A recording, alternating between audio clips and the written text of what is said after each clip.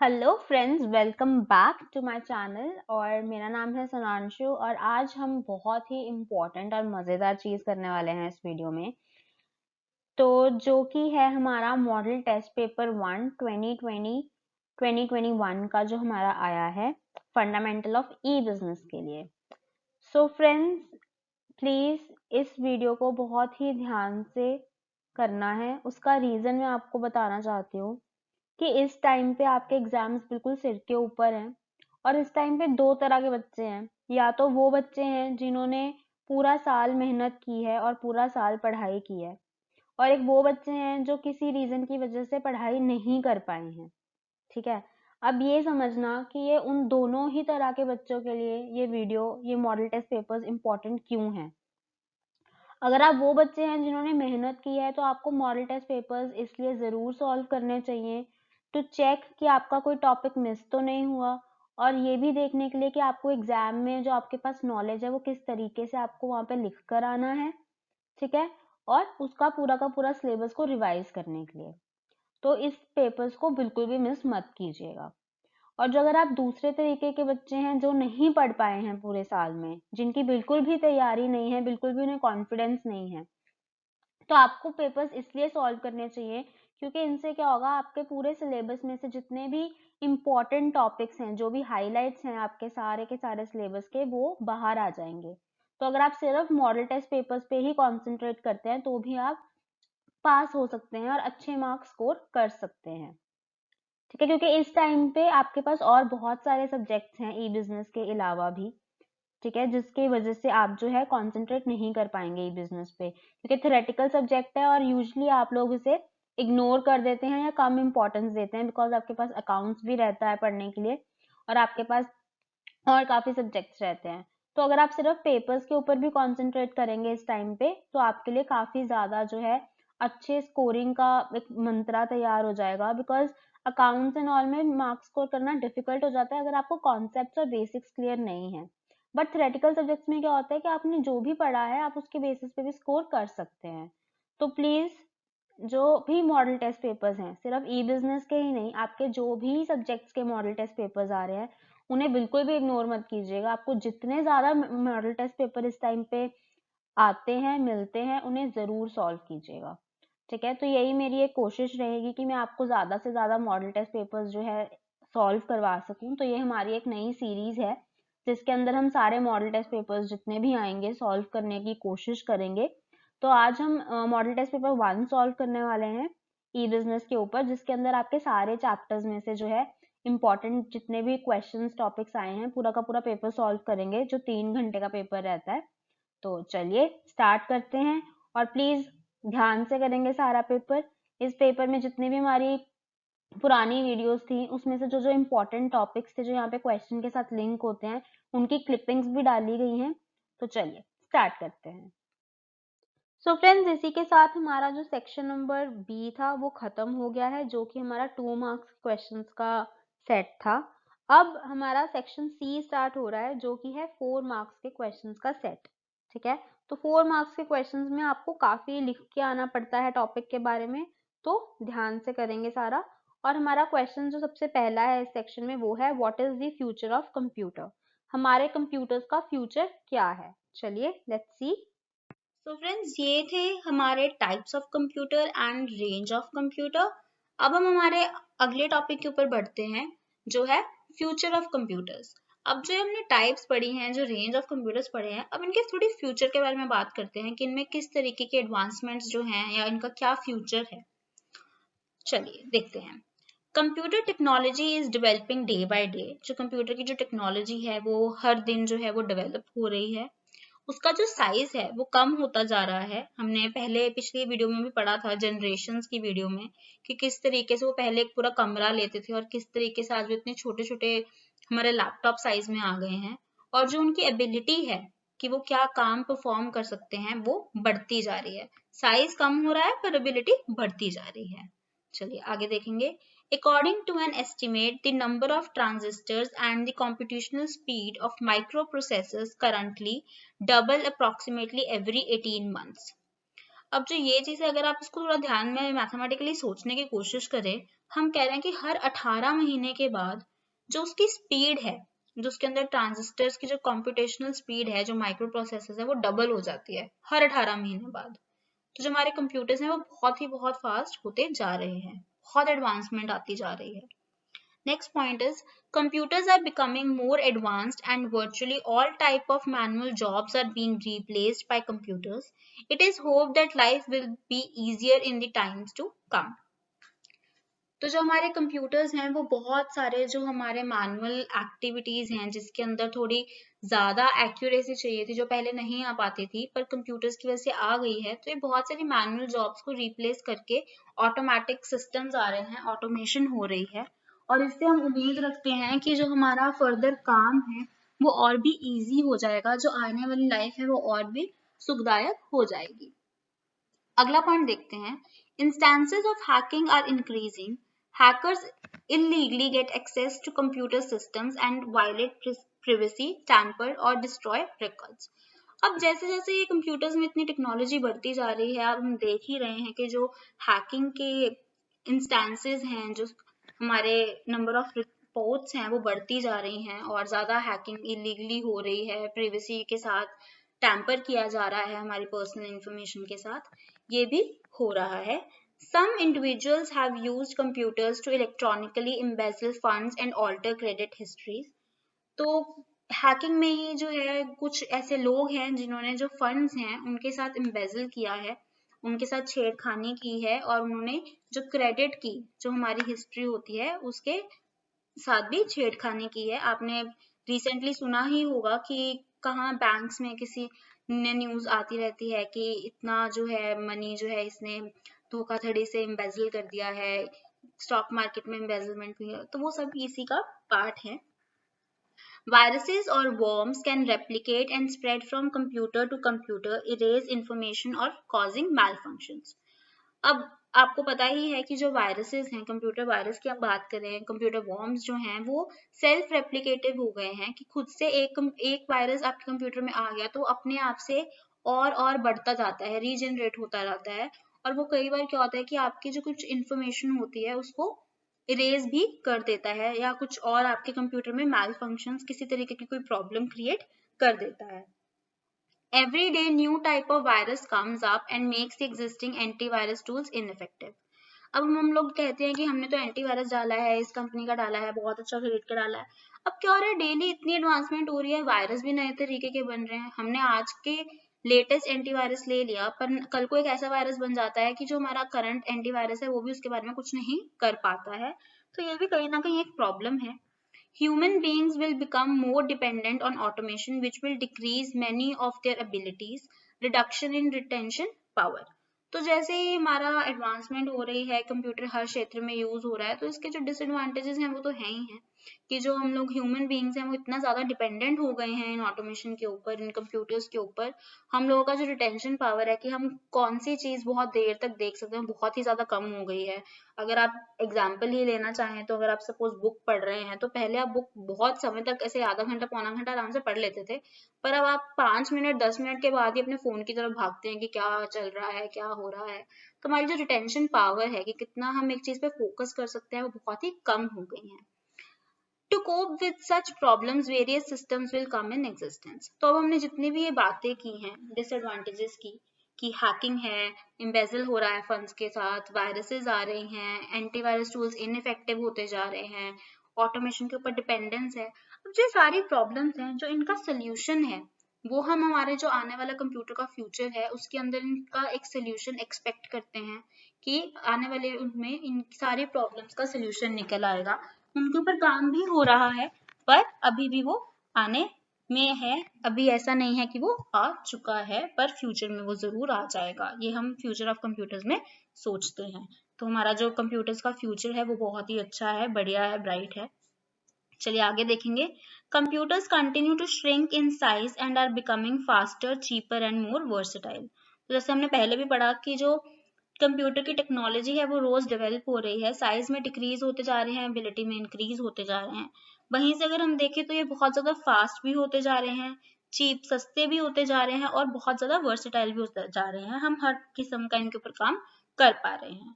अगला पॉइंट है, in the future we will be able to bend and wear the computers that we are using. तो जो future है हम उसमें क्या कह रहे हैं कि जो हम ये कंप्यूटर्स यूज कर रहे हैं आप उन्हें बेंड कर पाएंगे, ठीक है, और आप उन्हें वियर भी कर पाएंगे। ऐसा फ्यूचर जो है वो सोचा जा रहा है। ये एक छोटी सी एग्जाम्पल है जस्ट आपको दिखाने के लिए कि हम किस चीज की बात कर रहे हैं या कैसा फ्यूचर जो है हम सोच रहे हैं। अगला पॉइंट है, the computers in the future will be able to function on our thinking. तो अब हम अगला क्या सोच रहे हैं कि अभी हमें क्या करना पड़ता है, उसको इनपुट देनी पड़ती है, आउटपुट देनी पड़ती है, इंस्ट्रक्शंस लिख के सेट ऑफ इंस्ट्रक्शंस जो है प्रोग्राम देना पड़ता है। पर जो हमारे फ्यूचर के कंप्यूटर्स हैं वो हम हमारी थिंकिंग के ऊपर चलेंगे। ऐसा कुछ हेडबैंड होगा, हम कुछ ऐसे बैंड पहनेंगे सिर के ऊपर, हम कुछ सोचेंगे और वो जो कंप्यूटर है उसको समझ आ जाएगा और वो खुद से कर देगा। ऐसा फ्यूचर के लिए सोचा जा रहा है। चलिए, computers are simplifying day-to-day life. It has done miracles in virtually every sphere of human activity. तो जो हमारे कंप्यूटर्स हैं, हम आज की ही बात करें, फ्यूचर की ना करें, तो वो हर स्फीयर में यूज हो रहे हैं, हर स्फीयर में मेरिकल्स कर रहे हैं, जादू की तरीके से काम कर रहे हैं, चाहे वो हेल्थ केयर हो, चाहे वो एजुकेशन हो। उसी तरीके से हम एक्सपेक्ट करते हैं कि जो फ्यूचर है उसके अंदर भी वो और ज्यादा जो है ह्यूमन एक्टिविटीज को हेल्प करेंगे और ऐसे और भी ज्यादा मिरेकल्स करते रहेंगे। अगला पॉइंट है, the computers will have the ability to think on their own like human beings. अभी तो हम सिर्फ इतना ही बोल रहे थे कि वो हमारी थिंकिंग से ऑपरेट होंगे, पर इवन कि हम ये भी देख रहे हैं कि फ्यूचर के अंदर ये भी प्रोस्पेक्ट है कि वो जो कंप्यूटर्स हैं, जो रोबोट्स हम देखते हैं, वो खुद की ही एक थिंकिंग रखेंगे और ह्यूमन बीइंग्स की तरह खुद से सोच पाएंगे। ऐसा भी फ्यूचर में होना पॉसिबल है। अगला पॉइंट देखेंगे, it is expected that with the development in the field of computer technology, research work in all areas will become faster, more accurate and more meaningful. अब जिस तरीके से डेवलपमेंट हो रही है, जो कंप्यूटर की जो टेक्नोलॉजी है वो रिसर्च में और ज्यादा मदद करेगी, ठीक है, वो हर टाइप के और हर फील्ड की रिसर्च में हेल्प करेगी क्योंकि उससे वो फास्ट हो जाएंगे, रिसर्च और ज्यादा एक्यूरेट होगी और उतनी ही मीनिंगफुल हो जाएगी। जितना हमारा रिसर्च स्ट्रॉन्ग होगा, जितना हमारा रिसर्च अच्छा होगा, उतना ही हमारा जो डेवलपमेंट प्रोसेस है, ठीक है, वो बेटर होता है। चलिए आगे देखेंगे। चलिए, हमने कंप्यूटर के फ्यूचर की काफी सारी बात की है, थोड़ी सी और नजर मारेंगे। Access everything everywhere. तो हमारा जो फ्यूचर है कंप्यूटर का, उसमें हम क्या बोल रहे हैं कि हम कोई भी इंफॉर्मेशन है वो कहीं से भी कभी भी जो है एक्सेस कर सकते हैं। तो अगर हम क्लाउड कंप्यूटिंग के बारे में सोचे तो हमारा जितना भी डेटा है, अगर वो सब कुछ जो है वो क्लाउड पे है, तो आप उसको कहीं से भी किसी भी डिवाइस से किसी भी समय एक्सेस कर सकते हैं। अगला पॉइंट है, वॉच व्हाट यू वांट। तो अब क्या है कि पहले हम लोग मूवीज जैसे देखनी हो, अगर हम एग्जांपल लें, कोई गेम खेलनी हो कंप्यूटर के अंदर, पहले हम पेन ड्राइव में सीडीज में लेके आते थे, अपने सिस्टम में डालते थे और उसके बाद खेला करते थे या कोई मूवी देखा करते थे। पर अब वो चीजें खत्म हो गई हैं, अब हम लोग सब्सक्रिप्शन ले लेते हैं। अब सब्सक्रिप्शन की बात करें तो नेटफ्लिक्स हम लोग जानते हैं, Amazon का प्राइम वीडियोस है जहां हम जानते हैं। अब हम कोई भी मूवी हमारे सिस्टम के अंदर नहीं रखते हैं, हमें कहीं से भी लेके नहीं आनी, हम उन सर्विसेज की सब्सक्रिप्शन लेते हैं। उनके जो उनका हब है जहाँ पे उनका सारा डेटा स्टोर है, वहां पे क्लाउड के अंदर उनका सब कुछ है, वहां पे सारा मटेरियल है, सारी मूवीज हैं या कोई गेम्स के आप सब्सक्रिप्शन लेते हैं और हम उसे एक्सेस कर सकते हैं, ठीक है। Next point is enjoy painless security. अब जैसे इतना सब कुछ बढ़ता जा रहा है, क्लाउड के ऊपर इतनी सारी चीजें आ रही हैं, तो सिक्योरिटी बहुत बड़ा कंसर्न है क्योंकि अब आपका सारा जो डेटा है वो क्लाउड पे है। अगर कोई वहां पे हैक करता है तो वो सारी इंफॉर्मेशन में हैक कर सकता है।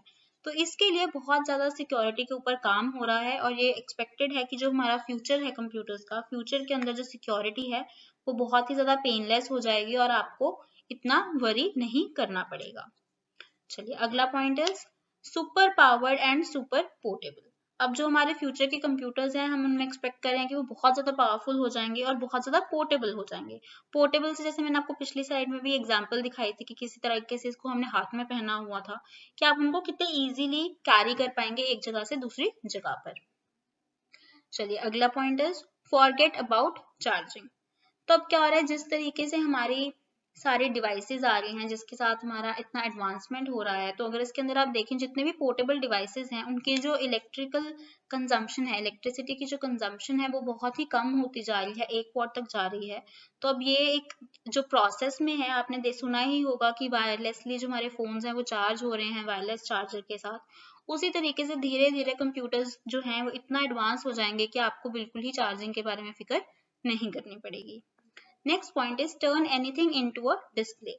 अब आज तो हमारे पास ऐसे मॉनिटर्स हैं, डिस्प्लेज हैं, एलसीडीज हैं जिनके ऊपर हम आउटपुट देख पाते हैं, पर फ्यूचर के अंदर हम क्या बोल रहे हैं कि हमें ऐसे अलग से स्पेशल स्क्रीन की जरूरत ही नहीं पड़ेगी, हम किसी भी चीज को डिस्प्ले के अंदर कन्वर्ट कर पाएंगे। अगर आपने स्मार्ट गॉगल्स के बारे में सुना हो तो ये क्या करते हैं, ये आपका जो डेटा है वो इस तरीके से, यहाँ पे एक कैमरा लगा होता है, एक प्रोजेक्टर होता है, वो आपके सामने उसको प्रोजेक्ट कर देते हैं, जो जिससे आप किसी भी चीज को जो है एक डिस्प्ले में कन्वर्ट करके उसको देख सकते हैं। तो ऐसी चीजें बहुत सारी हैं, बहुत सारी इन्वेंशंस इन प्रोसेस हैं, इन प्रोग्रेस हैं, जो फर्दर डेवलप होती ही जाएंगी। तो ये कुछ एग्जांपल्स मैंने यहाँ लगाई हैं पिक्चर्स के तौर पे, आपको एक थोड़ा फील देने के लिए कि हम क्या बात कर रहे हैं। पर ऐसी और बहुत सारी चीजें हैं जो और बहुत बेटर जो फ्यूचर में आएंगी। अगला पॉइंट देखेंगे, interact with PCs naturally. NLP, natural language processing, हमने पिछली वीडियो में बहुत डिटेल में बात की थी कि किस तरीके से हम बोल रहे हैं कि जो हमारे कंप्यूटर्स हैं वो आर्टिफिशियल इंटेलिजेंस में आप जो उनसे बात करेंगे आपकी लैंग्वेज के अंदर, चाहे हिंदी है, पंजाबी है, फ्रेंच है, इंग्लिश है, कोई भी लैंग्वेज है, जो आप उनके साथ वार्तालाप करेंगे वो उसी को समझ के उसके अकॉर्डिंगली काम करेंगे, तो नेचुरल लैंग्वेज प्रोसेसिंग हो जाएगी। ठीक है, आप कुछ सर्च करने के लिए बोल रहे हैं तो आप देखते हैं कि उससे रिलेटेड इंफॉर्मेशन भी आपको दिखाई जाती है, तो वो सारी एनएलपी के बेसिस पे आर्टिफिशियल इंटेलिजेंस में आपके रोबोटिक्स में आ जाएगी। तो ये बहुत ही ज्यादा नेचुरल टॉकिंग का इंटरैक्टिव सिस्टम बन जाएगा। चलिए next point is better than pixel graphics. तो हम पिक्सल तो हम सभी जानते हैं कि वो अपने ग्राफिक्स के लिए कितना फेमस है। अब हम बोल रहे हैं कि जो फ्यूचर ऑफ कंप्यूटर है उसके अंदर वो इसको भी मात दे देगा और इससे भी कहीं ज्यादा गुना जो है बेटर ग्राफिक्स हमें मिलेंगे।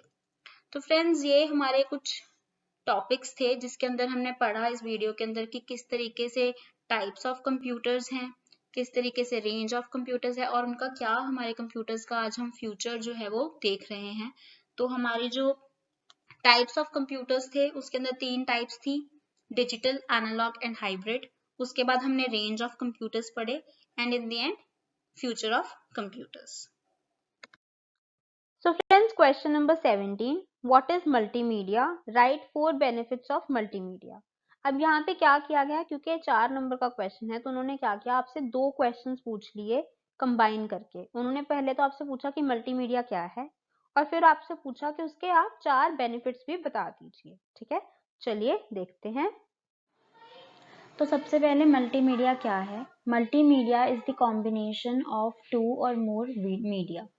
जो मल्टीमीडिया का नाम है, मल्टी का मतलब क्या होता है, मोर देन वन। तो जो मल्टीमीडिया है वो एक से ज्यादा यानी कि 2 या उससे ज्यादा मीडिया जो हैं जब वो कंबाइन होते हैं उनसे मल्टीमीडिया जो टर्म है वो बनाई गई है। अब मल्टीमीडिया के फॉर्मेट्स क्या हैं या हम मल्टीमीडिया किसे बुलाते हैं, किसी भी तरह के graphics, photography, text, audio, video या एनिमेशन को जो है हम एक मीडिया समझते हैं, वो एक मीडिया है। ठीक है, और जब ये 2 या इससे ज्यादा ये कंबाइन हो जाती हैं तो मल्टीमीडिया बन जाती हैं। अब एक एक करके इनके बारे में आगे पढ़ेंगे। So building blocks or elements of multimedia. Multimedia is mainly concerned with computer controlled integration of text, graphics, drawings, still or moving images, that is video, animation and audio, where every type of information can be represented, stored, transmitted and processed digitally. अब जो multimedia है उसका जो main concern है वो कहाँ पे आता है, इंटीग्रेशन करना। हमारे जो मल्टीमीडिया फॉर्मेट्स अभी हमने देखे उनके इंटीग्रेशन करना, कंप्यूटर कंट्रोल करना उनको, ताकि उनके साथ एक इंफॉर्मेशन हम जो है रिप्रेजेंट कर सकें, स्टोर कर सकें, ट्रांसमिट कर सकें या फिर डिजिटली जो है उसे प्रोसेस कर सकें। A multimedia application consists of any or all of the following components. अब जो कोई भी एक मल्टीमीडिया एप्लीकेशन होती है उसके अंदर या तो ये जो नीचे दिए गए सारे फॉर्मेट्स या कंपोनेंट्स हैं वो सारे यूज होते हैं, या फिर इनमें से कुछ कंपोनेंट्स को वो यूज करता है। चलिए अब ये कंपोनेंट्स देखेंगे। तो सबसे पहला कंपोनेंट है text. Text plays an important role in almost all media applications. जो टेक्स्ट है वो किसी भी तरीके का मल्टीमीडिया का एप्लीकेशन है उसके अंदर बहुत ही ज़्यादा इम्पॉर्टेंट जो है रोल प्ले करता है। The design and content of multimedia text are so different from other type of text such as newspaper text, magazine text and book text.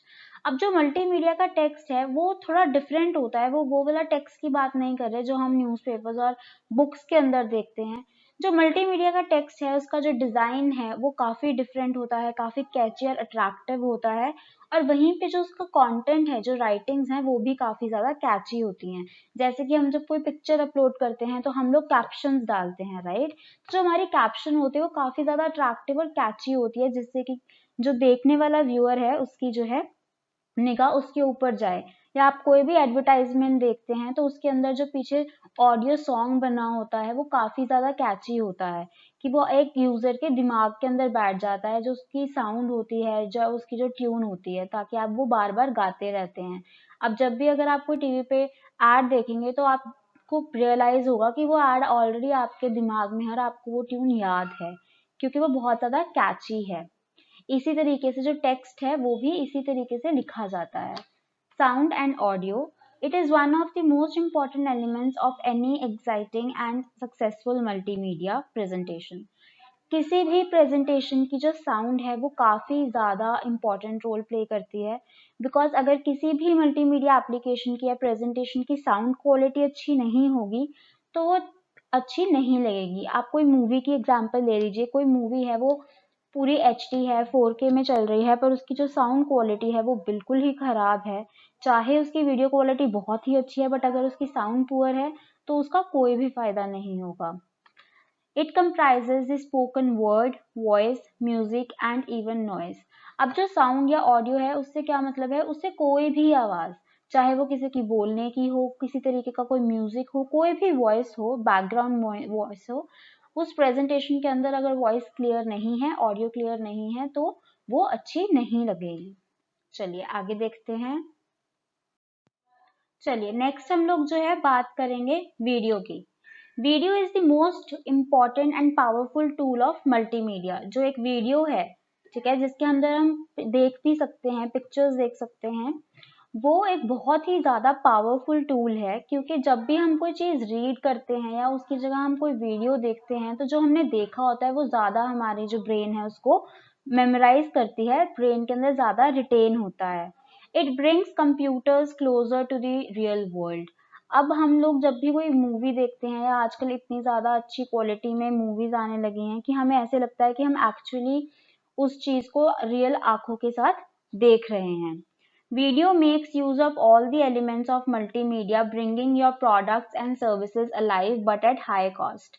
अब जो वीडियो है वो आपका टेक्स्ट हुआ, साउंड हो गया, पिक्चर, ग्राफिक्स, इन सभी मल्टीमीडिया के जो ब्लॉक्स हैं उनको इस्तेमाल करती है, सारी चीज़ों को एक साथ लेके आती है, और बाकी मीडिया के कंपैरिजन में जो वीडियो है उसकी जो कॉस्ट है वो ज़्यादा होती है। अगर आपको कोई पॉडकास्ट बनाना है जिसके अंदर सिर्फ आप आवाज़ सुनते हैं तो वो फिर भी एक चीपर रेट पे बनेगा कंपेयर टू अगर आपको एक वीडियो क्रिएट करनी है। वहीं पे अगर आप टेक्स्ट के साथ कंपेयर करें, वहां पे भी सेम कंपैरिजन रहेगा। जो वीडियो है उसके अंदर हर एलिमेंट यूज होता है, तो वो एक हायर कॉस्ट है, पर वो वहीं पे बहुत अच्छा जो है मल्टीमीडिया का एलिमेंट है, काफी पावरफुल टूल है मल्टीमीडिया का। With video elements in your project, you can effectively present your messages and reinforce your story, and viewers tend to retain more of what they see. अब जब आप एक video element का use करते हैं आपके प्रोजेक्ट के अंदर, तो आप जो मैसेज कन्वे करना चाहते हैं वो बहुत ज्यादा क्लियर हो जाता है।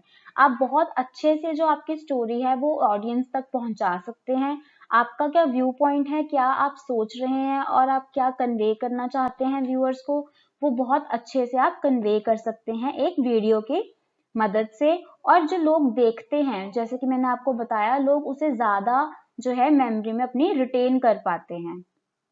Well executed video clips can make a dramatic difference in a multimedia project. अगर जो आपकी वीडियो क्लिपिंग है वो बहुत अच्छे से वेल एग्जीक्यूटेड है, आपने अच्छे से उसको प्लान किया है, उसमें ऑडियो क्वालिटी अच्छी है, उसका टेक्स्ट अच्छा है, उसके ग्राफिक्स अच्छे हैं, अगर एक वेल एग्जीक्यूटेड वीडियो है तो वो आपके प्रोजेक्ट के अंदर बहुत हद तक जो है डिफरेंस ला सकती है, वो आपके नॉट सो गुड प्रोजेक्ट को भी बहुत अच्छा प्रोजेक्ट बना सकती है। चलिए आगे देखते हैं। Next is images and graphics. Images, whether represented analog or digital, plays a vital role in multimedia. अब जो आपकी images हैं, चाहे वो analog हो या जाने की कोई पेपर पे हो या फिर डिजिटल हो, जाने की किसी डिवाइस के ऊपर, डिजिटल इलेक्ट्रॉनिक डिवाइस के ऊपर हो, वो दोनों ही फॉर्मेट्स में काफी इंपॉर्टेंट जो रोल है वो प्ले करती हैं. It is expressed in the form of still picture, painting or a photograph taken through a digital camera. अब वो जो इमेज है वो कोई भी पिक्चर हो सकती है, पेंटिंग हो सकती है, फोटोग्राफ हो सकती है जो किसी कैमरे के साथ थ्रू खींची गई हो. To make a multimedia presentation look graceful and complete, it is necessary to spend sufficient amount of time to design the graphics and the layouts. अब किसी भी मल्टीमीडिया प्रेजेंटेशन को अच्छा दिखाने के लिए, पूरा दिखाने के लिए, ये बहुत ज़्यादा ज़रूरी है कि उसके ऊपर बहुत अच्छे से आप टाइम स्पेंड करें, उसको डिज़ाइन करने में, उसके ग्राफिक्स और लेआउट्स को बनाने में, कि आपकी जो प्रेजेंटेशन है उसके अंदर अच्छे से ग्राफिक्स और इमेजेस हों जिससे कि वो और उभर के बाहर आए. Next is animation. Animation plays a huge role in entertainment and education industry. जो एनिमेशन है वो एंटरटेनमेंट और एजुकेशन इंडस्ट्री में काफ़ी इम्पोर्टेंट जो है रोल प्ले करती है. It simply adds visual impact to the multimedia project. वो सिंपली क्या करती है, आपका जो भी मल्टीमीडिया प्रोजेक्ट होता है उसके अंदर विजुअल इम्पैक्ट डालती है. विजुअल क्या है, जो आप एक स्क्रीन के ऊपर देख सकते हैं. तो आपकी जो भी आपका प्रेजेंटेशन है या आपका जो भी प्रोजेक्ट है वो उसकी जो वीडियो क्वालिटी है, जो उसका विजुअल एक्सपीरियंस है उसे और ज़्यादा बेहतरीन कर देती है. In computer animation, an animator's job is to take a static image or object and literally bring it to life by giving it movement and personality. अब जो एक एनिमेटर होता है वो पर्सन होता है जो एनिमेशंस को बनाता है. अब हम क्या बोल रहे हैं कि जो एनिमेटर है उसकी क्या जॉब है कि वो कोई एक फोटोग्राफ लेगा जिसके अंदर एक स्टैटिक इमेज है, राइट, जो कि इमेज हिल नहीं रही है. सपोज कीजिए कि आपने किसी कार की जो है पिक्चर क्लिक कर ली. अब जब वो पिक्चर है उसके अंदर कार मूव नहीं कर रही, इट्स अ स्टैटिक इमेज. अब जो वो एनिमेटर है वो क्या करेगा, वो उस एनिमेशन को, उस कार को लेगा और इस तरीके से उसको डिजाइन करेगा कि आपको लगेगा कि जो वो कार है वो एक्चुअल में मूव कर रही है.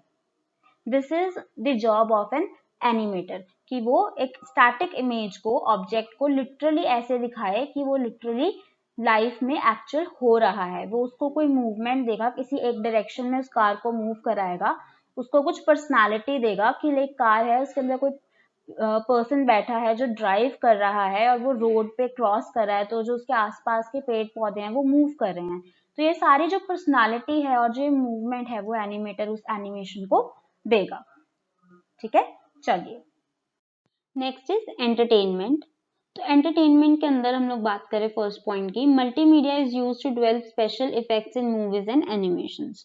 जो मल्टीमीडिया है उसकी हेल्प से हमारी जितनी मूवीज हैं या एनिमेशंस हैं उनके अंदर स्पेशल इफेक्ट्स डाल दिए जाते हैं.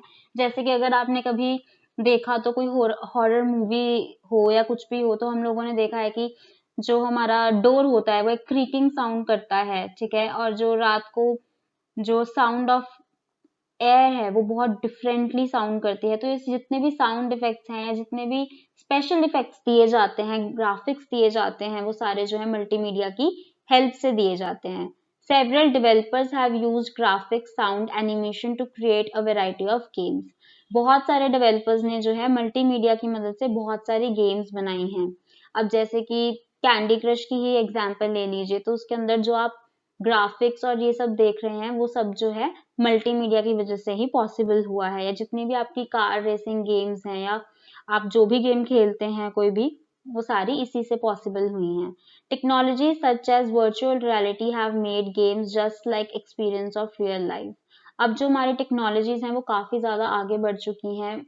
जो VR टेक्नोलॉजी है, वर्चुअल रियलिटी की जो टेक्नोलॉजी है, उससे क्या होता है कि जो भी आप गेम खेलते हैं या जो भी आप एक्सपीरियंस जो करना चाहते हैं वो आपको ऐसे लगेगा जैसे कि आप रियल लाइफ पे हैं. सपोज कीजिए कि अगर आप जोरासिक पार्क की जो है वीडियो देख रहे हैं वर्चुअल रियलिटी के ऊपर, तो आपको लिटरली ऐसे लगेगा कि आप उसी पार्क के अंदर खड़े हैं और आप बाकी के डायनासोर्स के साथ ही रन कर रहे हैं। तो ये जो हमारी टेक्नोलॉजी है वो काफी आगे बढ़ती जा रही है, जो मल्टीमीडिया की हेल्प से आपको बहुत सारे न्यू एक्सपीरियंसेस जो हैं दे रही है। You can listen music and watch movies on your choice on the computer. अब जो आपकी चॉइस की जो भी मूवीज हैं या कोई भी प्रोग्राम्स हैं वो आप अपने कंप्यूटर के ऊपर ही देख सकते हैं। Now you can watch TV programs on your computer and record your favorite programs on the hard disk of your computer. अब जो भी आपके फेवरेट प्रोग्राम्स हैं आप उन्हें सिर्फ कंप्यूटर के ऊपर देख ही नहीं सकते, बट आप उन्हें आपके कंप्यूटर के अंदर स्टोर भी कर सकते हैं, रिकॉर्ड कर सकते हैं, ताकि आप उन्हें दोबारा बाद में भी देख सके। तो मल्टीमीडिया जो है वो एंटरटेनमेंट की इंडस्ट्री के अंदर बहुत ज्यादा वाइटल रोल प्ले करती है। ठीक है, चलिए next is communication. Multimedia provides better communication between remote workers and the office through video conferencing. अब कम्युनिकेशन की बात करें तो जो हमारा मल्टीमीडिया है हमें बहुत ही ज़्यादा एडवांटेज देता है। हम लोग उससे वीडियो कॉन्फ्रेंसिंग कर सकते हैं। वीडियो कॉन्फ्रेंसिंग का क्या मतलब है कि कोई मल्टीपल जो लोग हैं वो आपस के अंदर बात कर सकते हैं और साथ ही साथ एक दूसरे को देख भी सकते हैं। जैसे हम लोग वीडियो कॉल करते हैं, वो एक तरह की वीडियो कॉल ही होती है जिसके अंदर काफ़ी सारे लोग जो हैं मौजूद हो सकते हैं, 2 या उससे ज़्यादा। तो उसे वीडियो कॉन्फ्रेंसिंग हम लोग बोलते हैं। तो उससे क्या होता है कि अगर कोई पर्सन है वो ऑफिस में बैठा है और जो उसका दूसरा पर्सन जिससे वो बात करने की कोशिश कर रहा है या जो टीम है वो उस कंट्री के बाहर बैठी है या किसी भी ऐसी लोकेशन पे बैठी है जहाँ पे आप फिजिकली जाके उस टाइम पे मिलना पॉसिबल नहीं है, तो आप उससे क्या कर सकते हैं, वीडियो कॉन्फ्रेंस पे कर सकते हैं और अपना काम कर सकते हैं। ये एक बहुत ही इफेक्टिव कम्युनिकेशन के अंदर जो एप्लीकेशन है मल्टीमीडिया की है। Video conferences is expected to provide better communication between persons separated by space and time who need to work together on common projects. तो अभी अगर हम आज की ही एग्जांपल लें तो कोरोना की वजह से सारे जो ऑफिसेज हैं वहाँ पे लोग नहीं जा रहे हैं और सारे लोग जो है अपने अपने घरों से जो है वर्क फ्रॉम होम कर रहे हैं, अपने घर से काम कर रहे हैं। तो अब जितने भी प्रोजेक्ट्स हैं जिनके ऊपर कुछ टीम मेंबर्स जो साथ में काम किया करते थे ऑफिस में बैठ के, अब वो सब बहुत अलग अलग सिटीज में या स्टेट्स में बैठ के काम कर रहे हैं। तो उनके लिए वीडियो कॉन्फ्रेंसिंग एक बहुत ही अच्छा जरिया है आपस में कोलैबोरेट करके एक सिंपल एक ही प्रोजेक्ट के ऊपर काम करने का। इससे वो एक साथ जो है एक प्रोजेक्ट के ऊपर काम कर पा रहे हैं। Multimedia is very powerful tool for enhancing the quality of business communications. Multimedia एक बहुत ही पावरफुल टूल है क्वालिटी ऑफ बिजनेस कम्युनिकेशंस को इनहांस करने के लिए। जितनी भी बिजनेस कम्युनिकेशंस होती हैं, अलग अलग बिजनेसेस को आपस में कोई डीलिंग करनी है, कुछ भी करना है, तो मल्टीमीडिया एक बहुत ही ज्यादा अच्छा उनके लिए मीडियम है। अभी आज की ही बात ले लीजिए तो अभी कोई भी ऑफिसेज ओपन नहीं है और ऑफिसेज में ट्रांजेक्शन्स नहीं हो रही हैं, कोई भी सेल्स लोग जो है पिचेस नहीं करने जा पा रहे हैं ऑफिसेज में फिजिकली। तो ऐसा तो नहीं है कि बिजनेस रुक गए हैं, ऐसा तो नहीं है कि कंपनीज बिल्कुल बंद पड़ी हैं और किसी प्रकार की कोई डील्स नहीं हो रही हैं। सब कुछ हो रहा है। तो वो किस तरीके से हो रहा है, वो मल्टीमीडिया की हेल्प से ही हो रहा है। ठीक है, जितने भी सेल्स पीपल हैं वो सारे अपने वीडियो कॉन्फ्रेंसिंग के थ्रू जो है किसी और तरीके के मल्टीमीडिया की मदद से जो है पिचेस कर रहे हैं और जो डीलिंग्स हैं, जो हायर मैनेजमेंट है वो भी इसी तरीके से डील्स जो हैं वो क्लोज कर रहे हैं। The team members may be working anywhere and can work for various companies. अब जो टीम मेंबर्स की हमने बात की वो फिजिकली किसी भी लोकेशन पे हो सकते हैं वर्ल्ड के। अगर उनके पास एक इंटरनेट कनेक्शन है तो वो बहुत ही आसानी से दूसरी कंपनीज के साथ मल्टीमीडिया की हेल्प से जो है अपने बाकी टीम मेंबर्स के साथ जो है कम्युनिकेट कर सकते हैं। वहीं पे अगर हम एक फ्रीलांसर की बात करें तो जो फ्रीलांसर है वो लोग होते हैं जो किसी भी एक कंपनी का पार्ट नहीं होते हैं, बट वो पैसे लेते हैं और एक सर्विस जो है आपको देते हैं। तो बहुत सारी जो कंपनीज हैं वो फ्रीलांसर से जो है काम करवाती हैं। तो इस टाइम पे जो फ्रीलांसर है वो किसी एक कंपनी के लिए नहीं बल्कि बहुत सारी जो कंपनीज हैं उनके लिए काम कर सकता है मल्टीमीडिया की मदद से। The workplace for business has become global. A multimedia can make a businessman come alive. अब जो वर्क प्लेस है हमारी वो एक चार दीवारी के अंदर सीमित ना रह के पूरे ग्लोबल हो चुकी है, क्योंकि हम कहीं से भी कनेक्टेड रह सकते हैं। जो मल्टीमीडिया है उसने क्या किया है, जो बिजनेस है वो चार दीवारी के अंदर बंद करने की बजाय उसे एक चलता फिरता आदमी की तरह प्रेजेंट कर दिया है। चलिए आप देखेंगे पब्लिक प्लेसेस। अब पब्लिक प्लेसेस के अंदर हमारे जो मल्टीमीडिया है उसकी क्या एप्लीकेशंस हैं?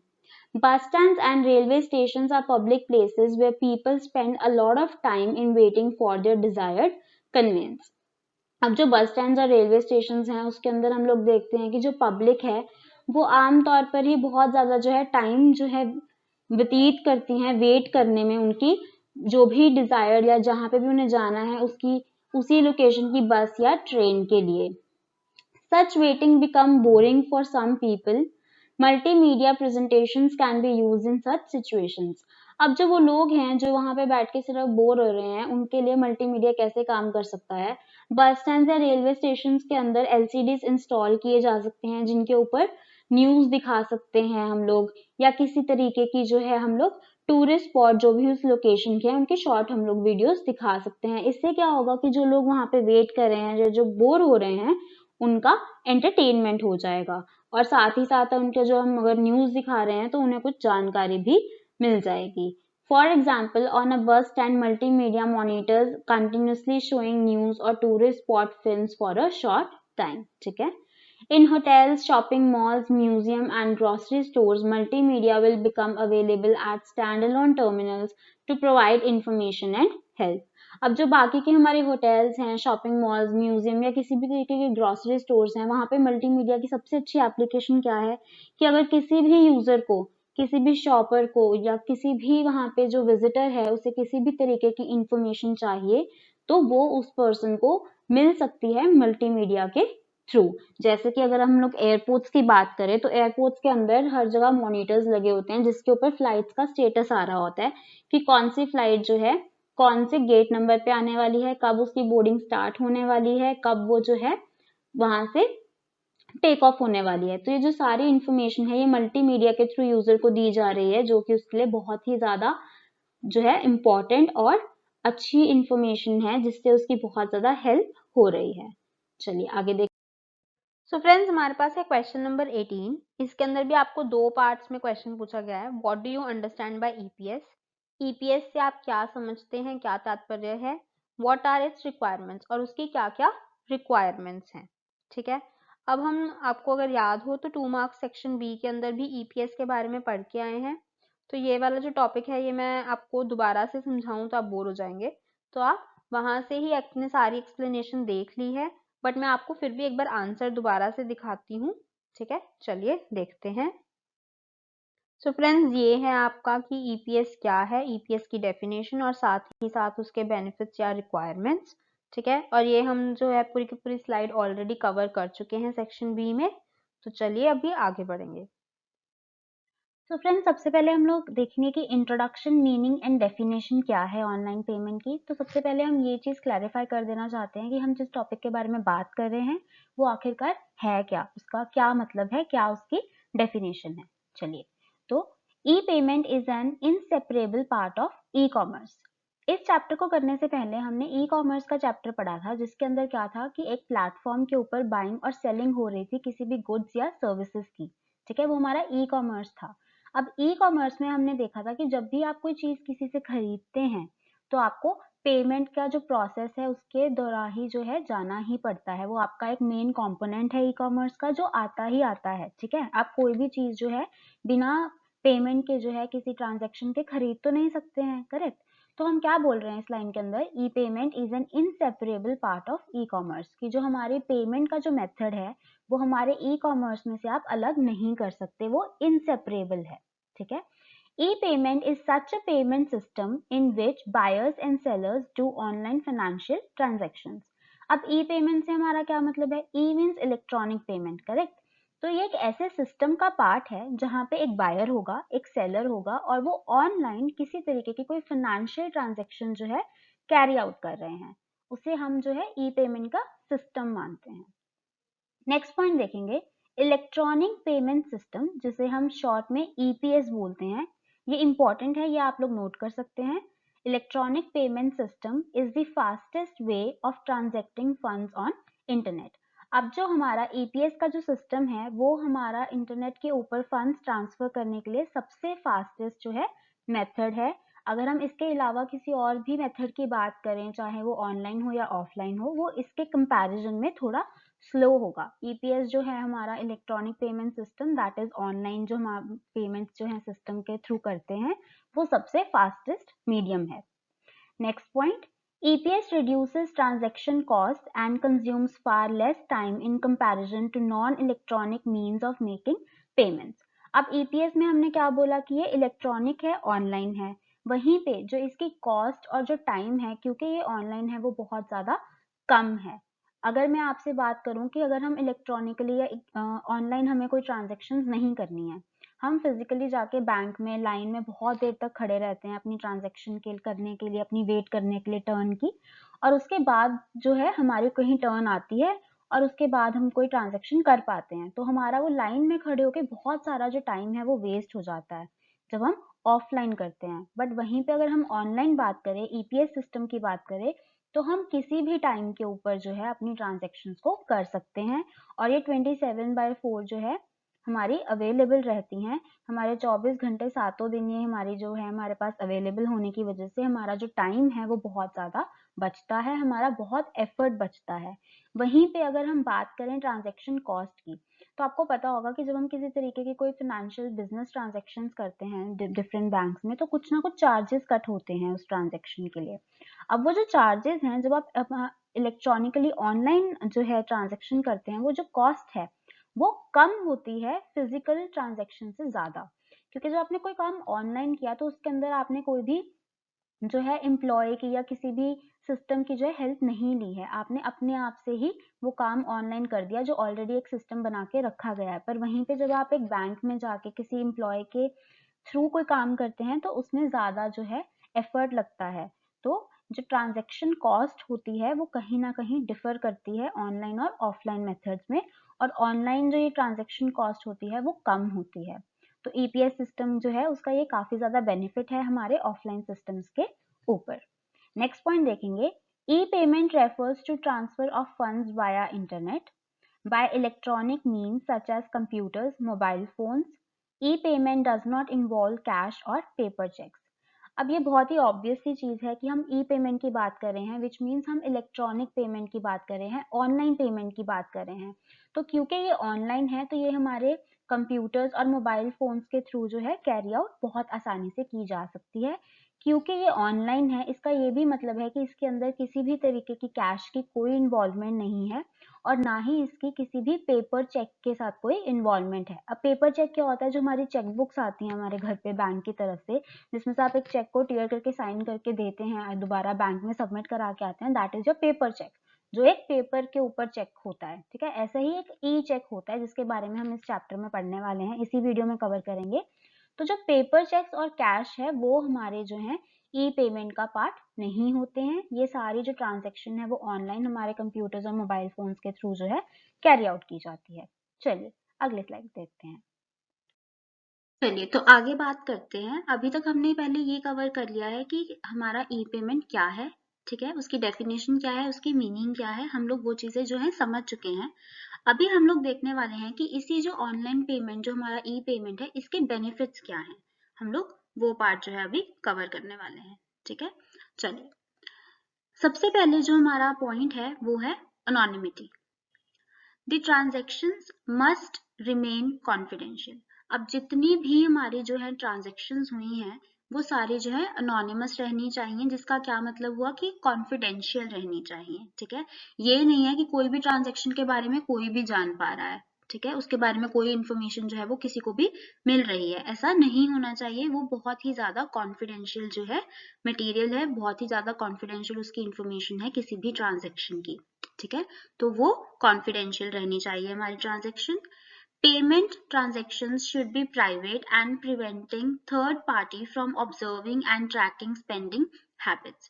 अब इसके अंदर और क्या आ जाता है कि जो हमारी पेमेंट ट्रांजेक्शन्स हैं वो हमारी प्राइवेट जो है इंफॉर्मेशन है, और हमारा जो है प्रिवेंट करना है कि कोई भी जो थर्ड पार्टी है वो उस इंफॉर्मेशन को ऑब्जर्व ना कर सके, देख ना सके, और ना ही जो है हमारी स्पेंडिंग हैबिट्स को ट्रैक कर सके। अगर जैसे कि जो मेरी ट्रांजेक्शन कॉस्ट है, अगर कोई जो थर्ड पार्टी है वो उसे देख सकती है और उसे एनालाइज कर सकती है, तो उसे ये पता चल जाएगा कि मैं कितना एक महीने में स्पेंड करना अफोर्ड कर सकती हूँ, या मैं कितना पसंद करती हूँ एक महीने में कितना खर्चा करना, या मैं साल के कौन से महीनों में जो है ज्यादा स्पेंड करती हूँ और कौन से महीनों में कम करती हूँ। जो ऐसी इंफॉर्मेशन होती है वो कंपनीज के लिए बहुत ही ज्यादा यूजफुल होती है उनकी सेल्स परस्पेक्टिव से, ठीक है, उनके मार्केटिंग कैंपेन्स की परस्पेक्टिव से। तो जो ऐसी चीजें हैं वो नहीं होनी चाहिए। जो हमारा डेटा है वो थर्ड पार्टी से बचाया जाना चाहिए, वो हमारी प्राइवेट इंफॉर्मेशन है। Except some necessary information, certain customers would like their cash-like payment system untraceable. अब जो हमारे कस्टमर्स हैं वो चाहते हैं कि जितना भी उनका ऑनलाइन जो भी ट्रांजेक्शन्स का जो डेटा है वो उनका अनट्रेसेबल रहे, उसे कोई भी जो है ट्रेस ना कर पाए। This is what a customer wants. सिर्फ वही छोटी मोटी जो बहुत ही ज्यादा नेसेसरी इंफॉर्मेशन है जिसके बिना काम नहीं चल सकता, सिर्फ उतना ही डेटा या उतनी ही जो इंफॉर्मेशन है वो ऑनलाइन जो है दी जा सके और ट्रेसेबल रहे। हाउएवर, पर अगर हम गवर्नमेंट की साइड से देखें तो क्या होता है वो देखेंगे। On the other hand, government and law enforcement agencies would prefer to prevent money laundering and tax evasion. अब क्या होता है कि जो यूजर के परस्पेक्टिव से, तो क्योंकि उसका प्राइवेट डेटा है, उसकी प्रिवेसी है, वो अपना कोई भी जो डेटा है वो नहीं ऑनलाइन छोड़ना चाहता और वो चाहता है कि कुछ भी ट्रेसेबल ना रहे। पर वहीं पे अगर हम गवर्नमेंट के परस्पेक्टिव से देखें या हमारी जितनी भी लॉ इन्फोर्समेंट एजेंसीज हैं उनकी तरफ से देखें, तो वो क्या चाहती हैं कि कहीं पे भी मनी लॉन्ड्रिंग ना हो, कहीं से भी जो पैसा है वो इस तरीके से छुपा के ब्लैक मनी की तरह यूज ना किया जाए, या किसी भी तरीके का टैक्स इवेजन ना हो, जिसका मतलब है कि कहीं पे आपको किसी अमाउंट पे टैक्स देना चाहिए था, आपका टैक्स बनता था पर आपने उसका टैक्स नहीं भरा, ऐसी चीजें ना हो। तो इसका क्या कैसे होगा ये, आप अगर आप उसको अच्छे से हमारा जो डेटा है उसे मेजर करेंगे, अच्छे से आपकी सारी जो डेटा आपकी ट्रांजेक्शन की डेटा है उसको आप ट्रैक करेंगे, तभी ये पॉसिबल है, तभी आप ट्रैक कर सकते हैं कि जो मनी है वो कहाँ से आई है और किस पर्सन जो है रिस्पॉन्सिबल है उसके बारे में सारे टैक्स देने के, राइट। तो वहीं पे जहाँ पे यूजर चाहता है कि उसकी इन्फॉर्मेशन ना रहे, वहीं पे जो गवर्नमेंट एजेंसीज हैं वो चाहती हैं कि जो पूरी इन्फॉर्मेशन है वो ट्रेसेबल हो। This aspect of e-commerce may be taken care of in the near future. अब जो ऐसी चीजें हैं, दोनों पर्सपेक्टिव्स हैं और दोनों पर्सपेक्टिव अपनी अपनी जगह पे सही भी हैं। लोगों की बात भी सही है कि उनका डेटा जो है वो उनका प्राइवेट डेटा है, और वहीं पे जो गवर्नमेंट है उसकी भी बिल्कुल बात सही है कि जो टैक्स इन्वेजन और मनी लॉन्ड्रिंग की प्रॉब्लम्स हैं इनको भी टैकल करना जरूरी है। तो नियर फ्यूचर में एक और ज्यादा जो है स्टेबल, दोनों साइड की बातों को रखते हुए एक नया सिस्टम जो है हम लोग एक्सपेक्ट कर रहे हैं, जिसके अंदर ऐसी जो कंफ्यूजन्स हैं या ऐसी चीजें हैं वो इम्प्रूव हो जाएंगी। ऐसा नियर फ्यूचर में हम चाहते हैं कि ये चीजों का केयर किया जाए। नेक्स्ट पॉइंट हमारे पास है यूनिवर्सैलिटी, ठीक है। An electronic payment system should be workable all over the world. अब जो आपका इलेक्ट्रॉनिक पेमेंट सिस्टम है वो सारे वर्ल्ड में जो है वर्केबल होना चाहिए, चाहे आप किसी भी कंट्री में हैं, चाहे आप किसी भी कॉन्टिनेंट में हैं। ऐसा नहीं होना चाहिए कि ये जो ईपीएस है ये सिर्फ इंडिया में चलता है, बाहर के देश में नहीं चलता है, ऐसा नहीं होता है। यूनिवर्सली जो है वो डिफाइंड होना चाहिए। That is, it should be usable by any customer or merchant regardless of what browser software they use or what country they are in. जैसे मैंने आपको कहा कि ऐसा नहीं होना चाहिए कि इंडिया में चलता है और किसी और कंट्री में नहीं चलता है, वैसे ही ऐसा नहीं होना चाहिए कि जो आपका सेलर है या जो आपका मर्चेंट है अगर वो क्रोम ब्राउजर यूज कर रहा है तो चल रहा है, पर अगर वहीं पे वो फायरफॉक्स ब्राउजर यूज कर रहा है तो वो नहीं चल रहा है। ऐसी किसी भी तरीके की जो है रिस्ट्रिक्शन नहीं होनी चाहिए, ना ही आपके लोकेशन के ऊपर, ना ही आपके सॉफ्टवेयर या टेक्नोलॉजी या किसी भी डिवाइस के ऊपर, या किसी भी तरह की जो है रिस्ट्रिक्शंस ऐसी नहीं होनी चाहिए। आपका सिस्टम यूनिवर्सली जो है डिफाइंड होना चाहिए। चलिए नेक्स्ट देखते हैं, सपोर्टिंग माइक्रो पेमेंट्स। जो हमारी छोटी पेमेंट्स होती हैं, माइक्रो का मतलब क्या होता है, बहुत छोटी, बहुत माइन्यूट, जो हमारी छोटी छोटी पेमेंट्स होती हैं उसे भी जो आपका सिस्टम है वो अच्छे से सपोर्ट करता हो, ठीक है। Keeping track and billing for numerous small payments is tedious, small and costly with conventional payment systems. अब जो हमें ट्रैक रखना है, हमारी छोटे छोटे जो हमारे रोजाना की जो बिलिंग्स होती हैं, जो छोटी ट्रांजेक्शन्स होती हैं, उनका बहुत सारा ट्रैक रखना जो है एक बहुत ही टीडियस जॉब है। टीडियस का मतलब क्या है कि बहुत ज्यादा तामझाम वाली जॉब है, ठीक है। बहुत ज्यादा उसके अंदर एफर्ट लगता है, बहुत ज्यादा स्लो है और बहुत ज्यादा कॉस्टली पड़ती है। कॉस्टली कैसे पड़ती है, क्योंकि हमें बहुत ज्यादा जो है एक पर्सन को अपना टाइम इन्वेस्ट करना पड़ता है, अपना एफर्ट इन्वेस्ट करना पड़ता है, ठीक है, कन्वेंशनल पेमेंट सिस्टम्स के through. The cost of doing such small transactions sometimes exceed the value of transaction itself. अब सपोज कीजिए कि जो आपकी ट्रांजेक्शन है वो इतनी छोटी थी, लाइक 20-20, 10-10 रुपए की मल्टीपल ट्रांजेक्शन हो गई। कई बार ट्रांजेक्शन खुद ही इतनी बड़ी नहीं होती, पर उसको जो मैनेज करने का जो टाइम और जो एफर्ट एक बंदे ने लगाया वो इतना ज्यादा हो जाता है, उसकी खुद की लेबर इतनी बन जाती है कि वो उस वैल्यू को भी एक्सीड कर जाती है ट्रांजेक्शन की। Correct. The electronic payment system should support micropayments so that users can make payments of small denominations in rapid successions as required in online gaming or for payment per page service fees. अब क्या है कि जो हमारा micro payment systems है उनकी अच्छी खासी सपोर्ट होनी चाहिए कि अगर एक यूजर है उसको बहुत छोटे छोटे अमाउंट्स में कोई ट्रांजेक्शन्स करनी है तो वो आराम से जो है वो ट्रांजेक्शन्स कर सकता है, एक रैपिड सक्सेशन के अंदर भी कर सकता है जब भी उसे कोई चीज के लिए चाहिए। जैसे हम ऑनलाइन गेमिंग करते हैं तो हमें बहुत रैपिड जो है छोटी ट्रांजेक्शन्स करनी पड़ती हैं, या फिर अगर हम लोग किसी भी पर पेज सर्विस जो है उसमें जाते हैं तो उसमें क्या होता है, जैसे जैसे आप एक पेज को रीड करते जाते हैं पर पेज आपको एक कॉस्ट लगती रहती है, तो ऐसी छोटी ट्रांजेक्शन्स को जो है अच्छे से सपोर्ट करती है। ठीक है, चलिए आगे देखेंगे। So friends, next हमारा benefit आता है cash free life. With the increasing use and popularity of plastic money, that is debit card or credit cards, a cashless society is becoming a reality in which people are not required to carry in their wallets 50 or dirty notes and heavy coins. अब इसमें हम क्या बता रहे हैं कि जो हमारा ऑनलाइन पेमेंट सिस्टम है इसके आ जाने से क्या हुआ कि जो कैश फ्री हमारी लाइफ है वो एग्जैक्टली एक रियलिटी बन गई है। अब हमें कहीं पे भी जो है कैश उठाना नहीं पड़ता है, ठीक है, हमें वो पुराने फटे नोट अपने पास नहीं रखने पड़ते, हैवी कॉइन्स को हमें कैरी नहीं करना पड़ता, क्योंकि अब हम अपने पास प्लास्टिक मनी रख सकते हैं। प्लास्टिक मनी से हमारा मतलब है debit cards and credit cards, उनके लिए एक शॉर्ट टर्म प्लास्टिक मनी को यूज किया जाता है। नेक्स्ट हमारा जो बेनिफिट आता है वो आता है increase speed and convenience. Since you can pay for goods and services online at any time of day or night for any part of the world, you don't have to spend time queuing in banks or merchant offices waiting for your turn to transact. अब इसमें क्या है, हमने पहले भी discuss किया है, क्योंकि अब हमारे पास ऑनलाइन पे करने का एक मेथड है जब आप कभी भी पे कर सकते हैं, 24/7 आपके पास डे नाइट जो है अवेलेबिलिटी रहती है, तो इससे क्या हुआ, आपका जो टाइम है वो बहुत ज़्यादा सेव होता है, क्योंकि अब आपको लंबी लंबी लाइंस के अंदर मर्चेंट ऑफिस के बाहर या किसी भी बैंक के बाहर खड़े होकर अपने टर्न का वेट नहीं करना पड़ता। नेक्स्ट पॉइंट हमारे पास है increase sales. As such, e-payment enables businesses to make sales to the customers who choose to pay electronically and gain a competitive advantage over those that only accept traditional methods. अब इससे क्या है, कहीं ना कहीं सेल्स में भी increase हो रहा है। अब जो ऐसे मर्चेंट्स हैं जो अपने कस्टमर को एक range of payment methods provide करते हैं, उनको एक ऑप्शन देते हैं कि चाहे वो कैश से पे करें या वो ई पेमेंट करें, उनकी जो सेल्स हैं उनके इंक्रीज होने के चांसेस ज्यादा हैं उन शोरूम्स या उन शॉप्स के मर्चेंट्स के कंपैरिजन में जो अपने कस्टमर्स को ये रेंज ऑफर नहीं करते। एक जगह पे सेल होने के ज्यादा चांसेस हैं जहां पे ज्यादा आप पेमेंट मेथड अपने कस्टमर को दे रहे हैं, क्योंकि कुछ ऐसे भी कस्टमर्स हो सकते हैं जो सिर्फ जो है ई पेमेंट के थ्रू ही कुछ परचेज करना चाहें। तो जो हमारे मर्चेंट्स ऐसे होंगे जो सिर्फ कैश ले रहे हैं, ट्रेडिशनल मेथड्स को यूज कर रहे हैं, वहां पे उनको कहीं ना कहीं एक लॉस हो सकता है। चलिए आगे देखते हैं। तो फ्रेंड्स आगे कंटिन्यू करते हैं ऑनलाइन पेमेंट के बेनिफिट्स को ही। तो हमारा जो अगला बेनिफिट है वो है reduced cost. It reduces cost for both business and individuals.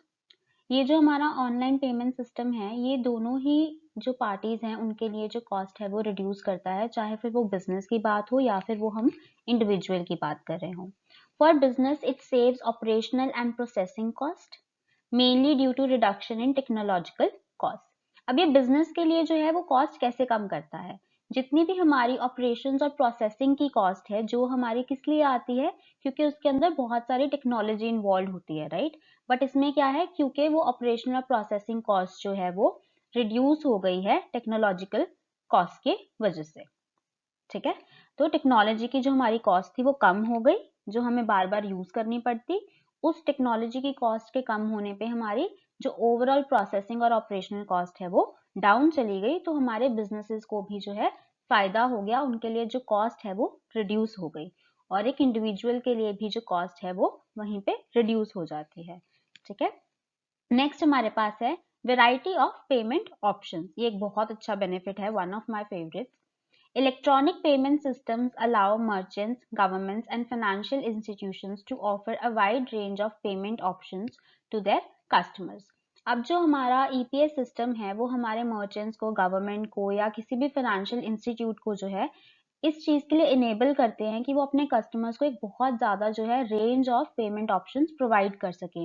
Debit card, credit card, E payment wallets, E checks, इन सब के बारे में हम लोग डिटेल में भी पढ़ेंगे। ये सारे जो हमारे पेमेंट मेथड्स हैं, एक रेंज है इन पेमेंट मेथड्स की, पेमेंट ऑप्शंस की, जो हमारे जो बिजनेसेस हैं वो हमारे कस्टमर्स को दे पा रहे हैं। ठीक है, these systems include debit cards, credit cards, e-cash, e-wallet, mobile banking and payment of bills through the phone. ये सारी चीजें हम लोग आगे कवर करेंगे और हम इनमें से काफी चीजें जो है पुराने चैप्टर्स में भी थोड़ी बहुत देख चुके हैं कि ई बैंकिंग में भी हमने कुछ चीजें इसमें से हमने देख ली थी, करेक्ट। तो हमें इन चीजों के बारे में आइडिया है और इनकी डेप्थ में हम आज पढ़ भी लेंगे। नेक्स्ट हमारे पास बेनिफिट है improved customer support. EPS shorten the order processing and delivery time, which results in improved customer support and higher efficiency in both businesses to businesses, that is B2B, and business to consumer B2C models. अब EPS के साथ क्या हुआ कि जितनी भी हमारी processing और डिलीवरी टाइम था वो कम हो गया, वो रिड्यूस हो गया। तो उससे क्या हुआ, जो हमने कस्टमर को सपोर्ट दी, ठीक है, जो बिजनेसेस ने कस्टमर सपोर्ट दी, वो इम्प्रूव हो गई और उनकी जो एफिशिएंसी है वो बढ़ गई। चाहे फिर वो हम B2B मॉडल की बात करें या फिर B2C मॉडल की बात करें, दोनों में ही जो एफिशिएंसी है वो काफी ज्यादा इंक्रीज हो गई कस्टमर सपोर्ट के कम टाइम लेने से। ठीक है, कम टाइम उन्होंने क्यों लिया, बिकॉज EPS ने प्रोसेसिंग टाइम जो है कम कर दिया, डिलीवरी टाइम जो है वो कम कर दिया। चलिए आगे देखेंगे। सो फ्रेंड्स, नेक्स्ट पॉइंट हमारा जो है वो है user friendly. E-payment system is user-friendly at all and it does not require any specialized knowledge of encryption or data transfer protocol. अब जो हमारा EPS सिस्टम है वो बहुत ही ज्यादा जो है यूजर फ्रेंडली है। ठीक है, इसको यूज करने के लिए कोई भी आपको स्पेशल जो नॉलेज की जरूरत नहीं है, इंक्रिप्शन की हो चाहे वो डाटा प्रोटोकॉल की जो ट्रांसफर की जो हमारी इंफॉर्मेशन है वो हो, आपको किसी भी टेक्निकल एस्पेक्ट की जो है जरूरत नहीं पड़ती है। ठीक है, ये काफी ज्यादा एक यूजर फ्रेंडली सिस्टम है। It hides all complicated procedures, complex payment process and other associated complications with the payment environment. अब इसके अंदर क्या होता है कि जितनी भी कॉम्प्लिकेटेड चीजें हैं, जितने भी कॉम्प्लिकेटेड प्रोसीजर्स हैं, प्रोसेस हैं, वो सारे जो हैं वो हिडन होते हैं, उसके बारे में आपको वरी करने की जरूरत नहीं होती। इसी की वजह से ये बहुत ज्यादा जो है एक यूजर फ्रेंडली सिस्टम है, जो इसका बहुत ही बड़ा एक बेनिफिट रहता है। चलिए नेक्स्ट पॉइंट हमारा है time saving. E-payment facilitate major savings in time and effort. ये हम पहले भी बोल चुके हैं कि बहुत ज्यादा टाइम और एफर्ट जो है हमारा सेव होता है। With e-payment, the amount of time required on bill management or payment has been significantly reduced. Moreover, you don't even need to waste your time for waiting in lines at a bank or post office. वही चीज इसमें यहाँ पे बताई गई है कि जब हम लोग पुराने जमाने में अगर ट्रेडिशनल वे से अगर हम लोग बिल पेमेंट करने जाएं किसी भी टाइप का, चाहे फिर वो हमारा वाटर बिल हो या हमारा इलेक्ट्रिसिटी बिल हो या किसी भी तरीके का हमारा बिल हो, तो हम यूजली क्या होता है कि बैंक के या पोस्ट ऑफिस के या उस पर्टिकुलर ऑथराइजेशन के ऑफिस के बाहर बहुत ज्यादा एक बड़ी लाइन के अंदर बहुत सारा टाइम वेस्ट कर देते हैं अपनी टर्न का वेट करते हुए। तो ई पेमेंट ने वहीं पे हमारे लिए क्या किया कि आप कहीं पे भी किसी भी जगह से किसी भी वक्त पे जो है पेमेंट अपना जो बिल है उसे पे कर सकते हैं। तो उससे हमारा बहुत ज्यादा टाइम और हमारा बहुत ज्यादा जो एफर्ट है उसने बचा लिया। Next point is efficiency. In any payment system, time and cost are the two crucial factors. किसी भी तरीके का पेमेंट सिस्टम हो उसमें जो हम KPI जिसे हम बोलते हैं कि बहुत ज्यादा की फैक्टर्स जो हैं जिससे हम मेजर करते हैं, अगर हम उनकी बात करें तो टाइम एंड कॉस्ट एक बहुत ही ज्यादा जो है इंपॉर्टेंट फैक्टर्स किसी भी सिस्टम को इवेल्युएट करने के लिए होते हैं। An efficient e-payment system is one which is economical in terms of effort, time and cost. एक अच्छा और एक एफिशिएंट ई पेमेंट सिस्टम कौन सा होगा जिसके अंदर जो है हम जब हम उसे एफर्ट्स, टाइम और कॉस्ट के पर्सपेक्टिव में हम उसे स्टडी करें, हम उसे इवेल्युएट करें, तो बहुत अच्छे रिजल्ट्स आए, बहुत अच्छी एफिशिएंसी निकल के आए। ठीक है, चलिए अब नेक्स्ट देखेंगे। सो फ्रेंड्स, हमारा जो नेक्स्ट हमारा पॉइंट आता है हमारे ऑनलाइन पेमेंट बेनिफिट्स के अंदर, वो आता है security. The payment system should be secure. जो भी हम पेमेंट मेथड को यूज कर रहे हैं वो काफी ज्यादा सिक्योर होना चाहिए, और वो एक बहुत बड़ी मैंडेटरी चीज है, बिकॉज उसके अंदर हमारा जो ट्रांजेक्शन है उसका पूरा डेटा है, हमारे पैसे इन्वॉल्व हैं, तो उस सिस्टम का सिक्योर होना बहुत ही ज्यादा जरूरी है। Covering all 4 aspects of the transaction. अब ट्रांजेक्शन के 4 एस्पेक्ट्स होते हैं। अब जब हम किसी चीज को बोलते हैं कि वो सिस्टम सिक्योर है, उससे हम क्या कहना चाहते हैं? हम कह रहे हैं कि हमारे चारों जो एस्पेक्ट्स हैं वो कवर हो रहे हैं और अच्छे से जो है उनके अंदर फिट हो रहे हैं। अब वो हमारे 4 एस्पेक्ट्स क्या हैं, हम लोग वो देख लेते हैं। तो हमारा फर्स्ट पॉइंट उसके अंदर, सिक्योरिटी के अंदर क्या आ जाता है? The customer must be positively identified such that all financial transactions are carried out with correct customer। अब सबसे इम्पोर्टेंट चीज ये है कि जो ट्रांजेक्शन हो रही है उसको हम आइडेंटिफाई करें कि वो जो ट्रांजेक्शन है उसका कस्टमर कौन है, वो किस पर्सन की जो है ट्रांजेक्शन है। चाहे वो ट्रांजेक्शन में उसको पैसे आ रहे हैं या उसकी तरफ से पैसे जा रहे हैं, किसी भी तरीके की ट्रांजेक्शन है, ये आइडेंटिफाई करना बहुत ही ज्यादा जरूरी है कि वो किस पर्सन से रिलेटेड है, किस कस्टमर की ट्रांजेक्शन है। करेक्ट, जो हमारा करेक्ट कस्टमर है उसे आइडेंटिफाई करना जो है बहुत ही ज्यादा जरूरी है। ये हमारा आ जाता है फर्स्ट पॉइंट। सेकेंड एस्पेक्ट क्या है हमारा? Information related to the customer such as credit card numbers, bank account numbers और passwords must be protected from unauthorised access. अब जब आपने देख लिया कि एक जो ट्रांजेक्शन है वो एक पर्टिकुलर पर्सन की है, उसके बाद आपकी क्या रिस्पॉन्सिबिलिटी आ जाती है कि उस पर्सन से रिलेटेड जो भी डेटा है, जो भी इंफॉर्मेशन है, जैसे कि उसके क्रेडिट कार्ड डेबिट कार्ड का जो नंबर है, या उसके बैंक अकाउंट का नंबर है, उसका पासवर्ड है, किसी भी तरीके की ऐसी कॉन्फिडेंशियल जो इंफॉर्मेशन है, वो जो है आपके पास प्रोटेक्टेड रहे और प्राइवेट रहे। किसी भी अनऑथराइज्ड जो पर्सन है या कोई भी क्राइम एक्टिविटी अनऑथराइज्ड वे में होती है, उसके थ्रू जो है उसका डेटा एक्सेस नहीं हो जाना चाहिए बिल्कुल भी। ये एक सिक्योरिटी की बहुत ही ज्यादा इंपॉर्टेंट एस्पेक्ट है। नेक्स्ट हमारे पास थर्ड पॉइंट आता है, there must also be a means by which the customer can receive authentication from the merchant to ensure that the merchant has been authorised to process the payment. अब यहाँ तक हमने बात की कि जो हमारा कस्टमर है उसके बारे में, बट अब जो कस्टमर के पॉइंट ऑफ व्यू से देखें तो उसे भी तो यकीन होना चाहिए कि जिस मर्चेंट के बारे में या जिस मर्चेंट के साथ ट्रांजेक्शन हो रही है वो एक ऑथराइज्ड जो है मर्चेंट है। तो इसमें क्या है कि उसको किसी तरीके की एक ऑथेंटिकेशन जो है रिसीव होनी चाहिए कि जिस मर्चेंट के साथ वो डील कर रहा है उस मर्चेंट को ऑथराइजेशन मिली हुई है उस प्रोसेस को ऑफ पेमेंट को जो है कैरी आउट करने के लिए। ठीक है, नाउ फोर्थ हम लोग देखेंगे। अब फोर्थ में हम क्या बोल रहे हैं? Both the merchant and the customer should be protected in the event of a loss either from the result of a system failure और फ्रॉड। अब इसके अंदर क्या है कि जो हमारा मर्चेंट है और जो हमारा कंज्यूमर है, उन दोनों को ही हमें प्रोटेक्ट करने की जरूरत है। किस टाइम पे प्रोटेक्ट करने की जरूरत पड़ती है? अगर किसी तरीके का कोई लॉस हो जाता है, ठीक है, and in the event of a loss. किस तरीके की लॉस की हम बात कर रहे हैं? किसी तरीके का जो हमारा सिस्टम है वो फेल हो जाता है या किसी तरीके का फ्रॉड हो जाता है, तो उस सिनेरियो में हमें उन्हें प्रोटेक्ट करने की जो है जरूरत पड़ती है। अब जो कुछ हमारे ईपीएस सिस्टम्स हैं वो गारंटी देते हैं मर्चेंट को कि पेमेंट हो जाएगा, ठीक है, और वहीं जो है हमारा जो कस्टमर है उसे भी ये अश्योरेंस मिलती है कि अगर उसने अपना कोई भी जो मनी है या जो कोई पैसा है उस ट्रांजेक्शन फेलियर या उस फ्रॉड की वजह से गवाया है तो उसको रिकवरी हो जाएगी। तो ये थे हमारे 4 एस्पेक्ट्स ऑफ सिक्योरिटी जो कि बहुत ही ज्यादा मायने रखते हैं और एक बहुत बड़ा जो है ऑनलाइन पेमेंट का एक हमें बेनिफिट मिलता है। ठीक है, चलिए आगे देखेंगे। So friends, now we have question number 19। ये भी आपको 2 पार्ट्स में पूछा गया है। तो उसका पहला part is what is authenticity. Authenticity क्या है? Authenticity ensures that the sender and receiver can confirm each other's identity and the origin destination of the information। Authenticity से हमारा मतलब ये है कि जो इसका सेंडर है डेटा का और जो रिसीवर है जो भेज रहा है और जिसको ये डेटा मिल रहा है, वो दोनों अपनी आइडेंटिटीज कंफर्म कर सके, हमें पता हो डेटा कहाँ से आया है, कहाँ जा रहा है, ठीक है, उसका ओरिजिन क्या है, कहाँ से उसकी शुरुआत हुई है और कहाँ उसको पहुंचना है। अगर हमें ये चारों चीजें पता है तो हम बोलते हैं कि ये ऑथेंटिसिटी है। मतलब ऑथेंटिसिटी से एटलीस्ट ये 4 चीजें हमें पता होनी जरूरी हैं। Next is to make the transaction successful the first step is to identify the authenticity of the user.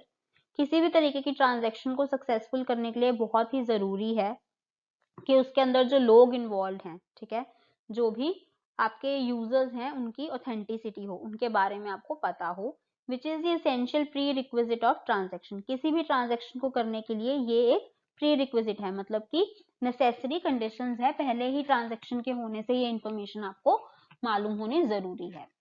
The assurance that the communicating parties, if the one that it claims to be, prevents the masquerade of one of the parties involved in the transaction। अब इसमें क्या है कि आप जिस party के parity के साथ जो है कम्युनिकेट कर रहे हैं उसकी अश्योरेंस होनी चाहिए कि वो वही हैं जो वो क्लेम कर रहे हैं। Next is both parties should be able to feel comfortable that they are communicating with the party with whom they think they are communicating. Both जो पार्टीज हैं, ठीक है, सेंडिंग पार्टी भी रिसीविंग पार्टी भी, वो कम्युनिकेशन के अंदर comfortable feel करना चाहिए। जो भी उनको लगता है वो जिससे कम्युनिकेट कर रहे हैं उससे कम्युनिकेट करने के लिए वो कंफर्टेबल होने चाहिए, ठीक है। चलिए अब इसका क्वेश्चन का सेकंड पार्ट देखेंगे। सेकंड पार्ट जो आपसे पूछा गया है वो है what are various ways of authenticating a person. एक पर्सन को ऑथेंटिकेट करने के कौन कौन से तरीके हैं, कौन कौन से वेज हैं। तो सबसे पहले आता है हमारा password. This is one of the widely use method. ये सबसे ज्यादा जो है मात्रा में वाइडली जो है यूज किया जाता है। in which the user is authenticated to access the system with their user ID and password। तो किसी भी सिस्टम पे एक्सेस देने के लिए आप एक यूजर को एक आईडी और एक पासवर्ड जो है देते हैं, और वो जब भी उस सेम आईडी और पासवर्ड को डालता है तो वो आपका जो सिस्टम है उसको एक्सेस कर सकता है। It is a type of single factor authentication method. ये एक सिंगल फैक्टर मतलब किसी एक ही बस जो आपका पासवर्ड है उसी को यूज करने से आपको एक्सेस मिल जाता है, तो it's a single factor authentication method. Next आपके पास है biometric. It can also be defined as any measurable robust distinctive physical characteristic और personal trait that can be use to identify और verify the claimed identity of an individual. अब biometric क्या होता है कि एक इंडिविजुअल के बारे में कोई भी एक ऐसी फिजिकल करेक्टरिस्टिक उसका, ठीक है, जैसे कि अगर आप फिंगरप्रिंट्स देखें तो हर इंसान के जो फिंगरप्रिंट्स हैं वो डिफरेंट होते हैं, राइट। तो वो आपका बहुत ही अच्छा बायोमेट्रिक जो है एक फैक्टर बन जाता है ऑथेंटिकेशन के लिए। अगर आप जब आपने आधार कार्ड या कुछ ऐसे बनवाया होगा तो आपके फिंगरप्रिंट्स लिए होंगे, ठीक है, क्योंकि वो आपके क्या था बायोमेट्रिक से यूज करके आपके ऑथेंटिकेट किया जा रहा था आपको कि ये पर्सन वही है जिसके ये बायोमेट्रिक प्रिंट्स हैं। Biometric authentication refers to automated methods of identifying or verifying the identity of a living person। Biometric authentication में क्या है, किसी भी living person के बारे में आप उसकी automated method के साथ identification करते हैं। Next is facial authentication। It refers to the computerized method of recognizing a user's authentication by verifying the user's facial digital image from a video source। अब इसके अंदर क्या होता है कि आपके ऑलरेडी फेस की जो फोटोग्राफ्स हैं वो ऑलरेडी सिस्टम के अंदर स्टोर होती हैं, और नेक्स्ट टाइम आपकी फेस की ही रीडिंग लेकर जो है वो ऑथेंटिकेशन की जाती है क्या आप वही सेम पर्सन है। अगर आप अब लोग आईफोन्स और ये सब यूज करते हैं तो आपको बहुत इजीली पता होगा कि आप अपने फेस से ही जो आपका फोन है वो अनलॉक कर लेते हैं। वहां पे क्या हो रहा है, आपकी फेशियल ऑथेंटिकेशन हो रही है, ठीक है, आपके फेस को दोबारा से रीड करके मैच किया जा रहा है, उसके पॉइंट्स को रीड किया जा रहा है और मैचिंग में आपको अनलॉक किया जाता है उसको। Next is fingerprint authentication. It refers to the computerized method of recognizing a user's authentication by verifying a match between two human fingerprints। अब फिंगरप्रिंट ऑथेंटिकेशन में क्या होता है, अब आप लोग सब स्मार्टफोन्स यूज करते हैं तो आप बहुत इजीली समझ सकते हैं कि आप अपने फोन को आपके फिंगरप्रिंट सेंसर से अनलॉक करते हैं। वहां पे क्या है कि ऑलरेडी आपने अपना जो फिंगरप्रिंट है वो उस फोन में रजिस्टर कर रखा है कि ये एक ऑथराइज्ड पर्सन का फिंगरप्रिंट है। नेक्स्ट टाइम जब आपका फिंगरप्रिंट सेंसर जो है आपके फिंगरप्रिंट्स को दोबारा रीड करता है वो पुराने स्टोर्ड फिंगरप्रिंट्स के साथ मैच करता है। अगर वो मैच हो जाते हैं तो आपका फोन अनलॉक हो जाता है। तो वो क्या है, वो एक फिंगरप्रिंट ऑथेंटिकेशन है। चलिए next is voice authentication. It refers to the computerized method of recognizing a user's authentication by verifying the user's voice features such as acoustic features of speech, voice pitch, speaking style, etc. Similar way में जैसे कि आपके fingerprints और facial है, वैसे ही आपकी voice authentication भी हो सकती है। आप पहले से अपनी वॉइस जो है वो स्टोर करते हैं, नेक्स्ट टाइम जब भी आपका वॉइस जो है रिकॉर्ड किया जाता है उसको मैच करते हैं। किस किस फैक्टर्स पे मैच कर सकते हैं? आपके स्पीच की क्या क्या फीचर्स हैं, आपकी पिच कितनी है, आपका बोलने का तरीका कैसा है, सलीका कैसा है, उसके ऊपर जो है आपकी जो है मैच किया जाता है और आपको ऑथेंटिकेट किया जा सकता है। चलिए नेक्स्ट देखेंगे। सो फ्रेंड्स, क्वेश्चन नंबर 20 है, ये भी 2 पार्ट्स में आपको पूछा गया है। What are the services offered by e banking? E banking से आपको कौन कौन से सर्विसेज ऑफर होती हैं? और सेकंड पार्ट है, what are the advantages of e banking? और ई बैंकिंग की क्या क्या एडवांटेजेस हैं? ये टॉपिक हमने ई बैंकिंग चैप्टर के अंदर कवर किया था, तो अभी हम इसकी कुछ क्लिपिंग्स देखेंगे। चलिए लेट्स सी। तो फ्रेंड्स, हमारा नेक्स्ट टॉपिक है services provided by e banking. तो अब हम ये पढ़ेंगे कि कौन कौन सी सर्विसेज हैं जो हमें ई बैंकिंग में मिलती हैं। तो सबसे पहले हमारे पास फर्स्ट पॉइंट है SMS banking. SMS means short message service. तो जो ये वाली बैंकिंग है, ये हमारे कस्टमर्स को अलाउ करती है कुछ सिंपल ट्रांजेक्शन्स करने के लिए उनके बैंक अकाउंट के साथ। तो वो मैसेज भेजते हैं और मैसेज रिसीव करते हैं, जिससे कि आपकी कुछ सिंपल ट्रांजेक्शन्स जो हैं कैरी आउट करी जा सकती हैं। Next is automated teller machine, जिसे हम आम रोजाना की जिंदगी में एटीएम से जानते हैं। It allows the bank customers to gain access to their account and authorise them to conduct bank transactions.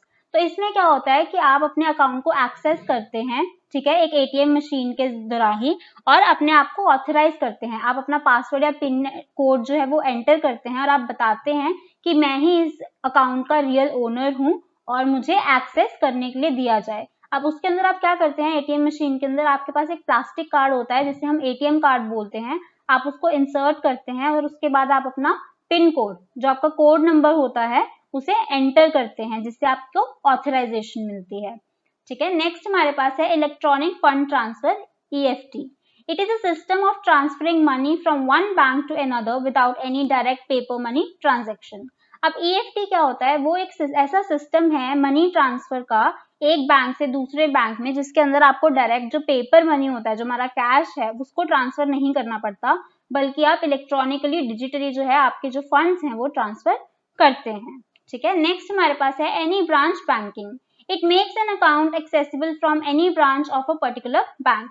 अब आपका सपोज कीजिए कि बैंक अकाउंट है आईसीआईसी में या एचडीएफसी में, एसबीआई में, किसी भी बैंक में है, और आपके कोई एक पर्टिकुलर ब्रांच में आपने जो अपना अकाउंट है वो ओपन किया है, तो ऐसा नहीं है कि आपको अगर आपके वो अकाउंट को एक्सेस करना है तो आप सिर्फ उसी ब्रांच में जाके अपने आप अकाउंट को एक्सेस कर सकते हैं।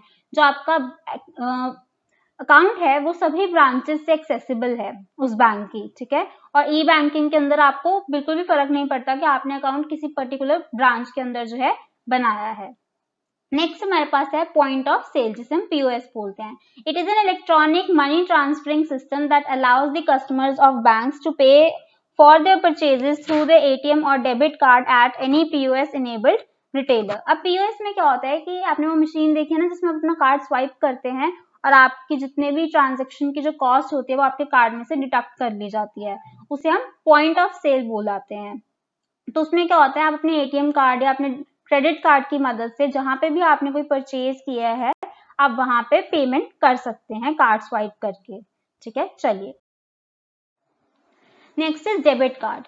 It is a payment card that deducts money directly from a customer's checking account to pay for the purchase. अब डेबिट कार्ड क्या होता है? वो एक कार्ड होता है जिसमें से जब आप उससे पे करते हैं तो आपके जो पैसे हैं वो डायरेक्टली आपके अकाउंट में से जो है डिडक्ट हो जाते हैं। ठीक है, next is credit card. It is a payment card issued by a bank authorising the holder to buy goods and services on credit. अब क्रेडिट कार्ड में क्या होता है, जो बैंक है उसने आपको एक कार्ड दिया है और आपको ऑथराइज किया है कि आप कुछ एक लिमिट तक, एक कुछ वैल्यू तक कोई भी गुड्स या सर्विसेज जो है क्रेडिट के ऊपर आप बाय कर सकते हैं। थर्ड पॉइंट है Swift, the society for world wide inter bank financial telecommunication operates a worldwide financial messaging network which exchanges messages between banks and other financial institutions.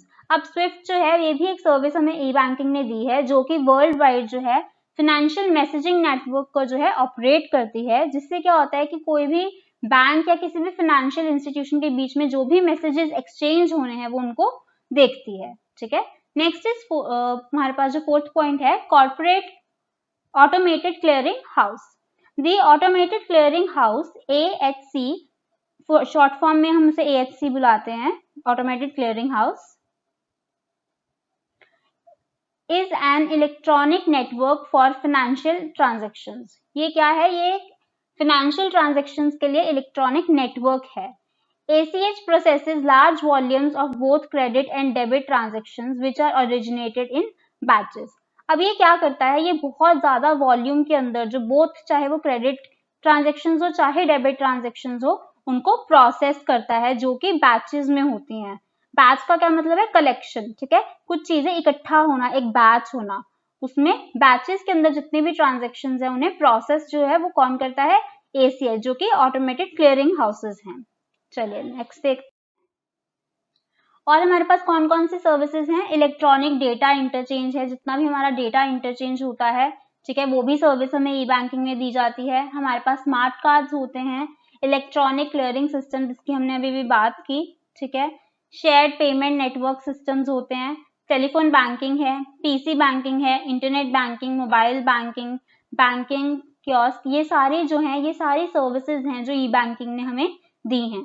तो मैंने यहाँ पे आपको बहुत सारी एग्जांपल्स लिस्ट करके दी, कुछ हमने थोड़ी डिटेल में पढ़ी हैं और कुछ हमने सिर्फ हेडिंग्स पढ़ी हैं। इनके बारे में हम आगे पढ़ने वाले हैं इस PPT के अंदर।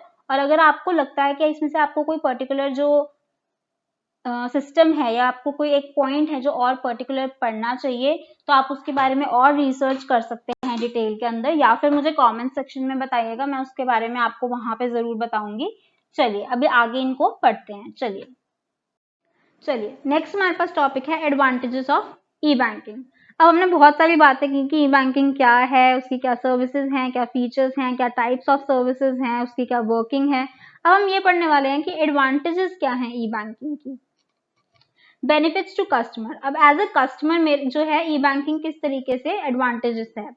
Any time banking, e banking provides 24 hours 7 day a week services to customers. All financial information can be obtain any time. सबसे बेस्ट इसकी चीज यही है कि ये 24 आवर जो 7 है वो अवेलेबल है, इसके थ्रू कोई भी इंफॉर्मेशन कभी भी जो है मिल सकती है। Anywhere banking, customers can avail anywhere banking service while sitting at his home और ऑफिस और रिमोट प्लेस। अब 24/7 आवर जो है अवेलेबिलिटी टाइम के वहां से देखें तो जगह की भी जो है एनीवेयर अवेलेबिलिटी की जो है हमारे पास फीचर रहता है, हम इसको किसी भी टाइम किसी भी जगह से एक्सेस कर सकते हैं। उसके बाद आता है quick service, customers can get information regarding details of their accounts very quickly. अब इसके अंदर जो सर्विस है वो बहुत ही ज्यादा क्विकली जो है वो प्रोसेस होती है, आपको लाइंस में नहीं वेट करना, आपको बहुत क्विकली आपकी जितनी भी आपको इन्फॉर्मेशन चाहिए वो आपके अकाउंट के बारे में वो मिल जाती है। Online shopping, customers can invest in any scheme of the bank online without physical appearance in the bank. अब जो कस्टमर है वो किसी भी तरीके की स्कीम के अंदर जो भी बैंक है या उसके किसी भी तरीके की इन्वेस्टमेंट जो है वो कर सकता है बिना बैंक में फिजिकली प्रेजेंट हुए। Saving in time, with the help of e-banking there is no need to customer to visit bank personally, there is no need to stand in queues for hours to complete financial transactions। अब इससे क्या हुआ है, बहुत ज्यादा time जो है वो बचा है, क्योंकि अब कस्टमर को बैंक में जो है पर्सनली जाना नहीं पड़ता, लंबी लंबी लाइनों में घंटों के लिए खड़े नहीं होना पड़ता। Customer satisfaction, e-banking provides greater customer satisfaction, transactions can be performed without risk as there is no need to carry cash। अब इससे क्या हुआ है कि जो कस्टमर है वो काफी ज्यादा सेटिस्फाइड है, कस्टमर सेटिस्फेक्शन जो है वो बढ़ गई है। अब इससे क्या हुआ है कि जो रिस्क है वो बहुत ज्यादा कम हो गया है और कैश जो है वो कैरी नहीं करना पड़ता है साथ में। मिनिमाइज कॉस्ट, अब बेनिफिट्स ऑफ बैंक्स हम लोग पढ़ रहे हैं जिसके अंदर सबसे पहला पॉइंट है मिनिमाइज कॉस्ट। अब एज अ कस्टमर क्या क्या बेनिफिट्स है वो तो हमने देख लिया, बट हम बैंक के परस्पेक्टिव से भी देखना है कि क्या क्या बेनिफिट्स हो रहे हैं। जो कॉस्ट है वो मिनिमाइज हो रही है। E banking is helpful for to banks by minimising the cost of various transactions by way of ATMs, telephone banking etcetera. अब ATMs और टेलीफोन बैंकिंग से क्या हो रहा है कि ये ट्रांजेक्शंस जो है परफॉर्म करने के लिए आपको मैन पावर जो है वो कम यूज करना पड़ रहा है, इंफ्रास्ट्रक्चर कम चाहिए, तो इससे क्या हो रहा है जो मिनिमाइज हो जाती है हमारी cost. Global coverage, e-banking provides global network coverage of bank services that is through the concept of anywhere anytime banking। अब इसमें क्या हो रहा है कि ग्लोबली कवरेज हो रही है। अगर एक ब्रांच के अंदर हम ट्रेडिशनल मेथड से देखें तो वो उसी एरिया के या अपने आसपास के एरियाज को जो है सर्व कर सकते हैं, बट ई बैंकिंग से क्या हो रहा है, आप ग्लोबली कवर कर रहे हैं, आप कोई इंसान कहीं पर भी कैसे भी किसी भी टाइम पे हो आप उसको सर्विस प्रोवाइड कराते हैं। Central database has help branches of banks to reduce the workload. अब जैसे कि हमने पीछे बात की थी कि जो कस्टमर है वो ब्रांच का नहीं पूरे बैंक का होता है, तो उनका जो डेटाबेस है, जो उनका डेटा है वो सेंट्रलाइज्ड है, सारी ब्रांचेस के अंदर आपका जो डेटा है वो अवेलेबल रहता है सेम। तो इससे क्या हुआ है कि जो वर्कलोड है वो इक्वली बैलेंस हो जाता है। Customer bank relationship, E banking helps in attracting and retaining the customer by properly handling their grievances. Customer bank relationship, अब इसके बारे में क्या है कि जो बैंकिंग जो है आपको हेल्प करती है आपका जो कस्टमर है उससे अट्रैक्ट करने की और उसे रिटेन करने की, और जो भी उसकी दिक्कतें हैं उसको हैंडल करने की।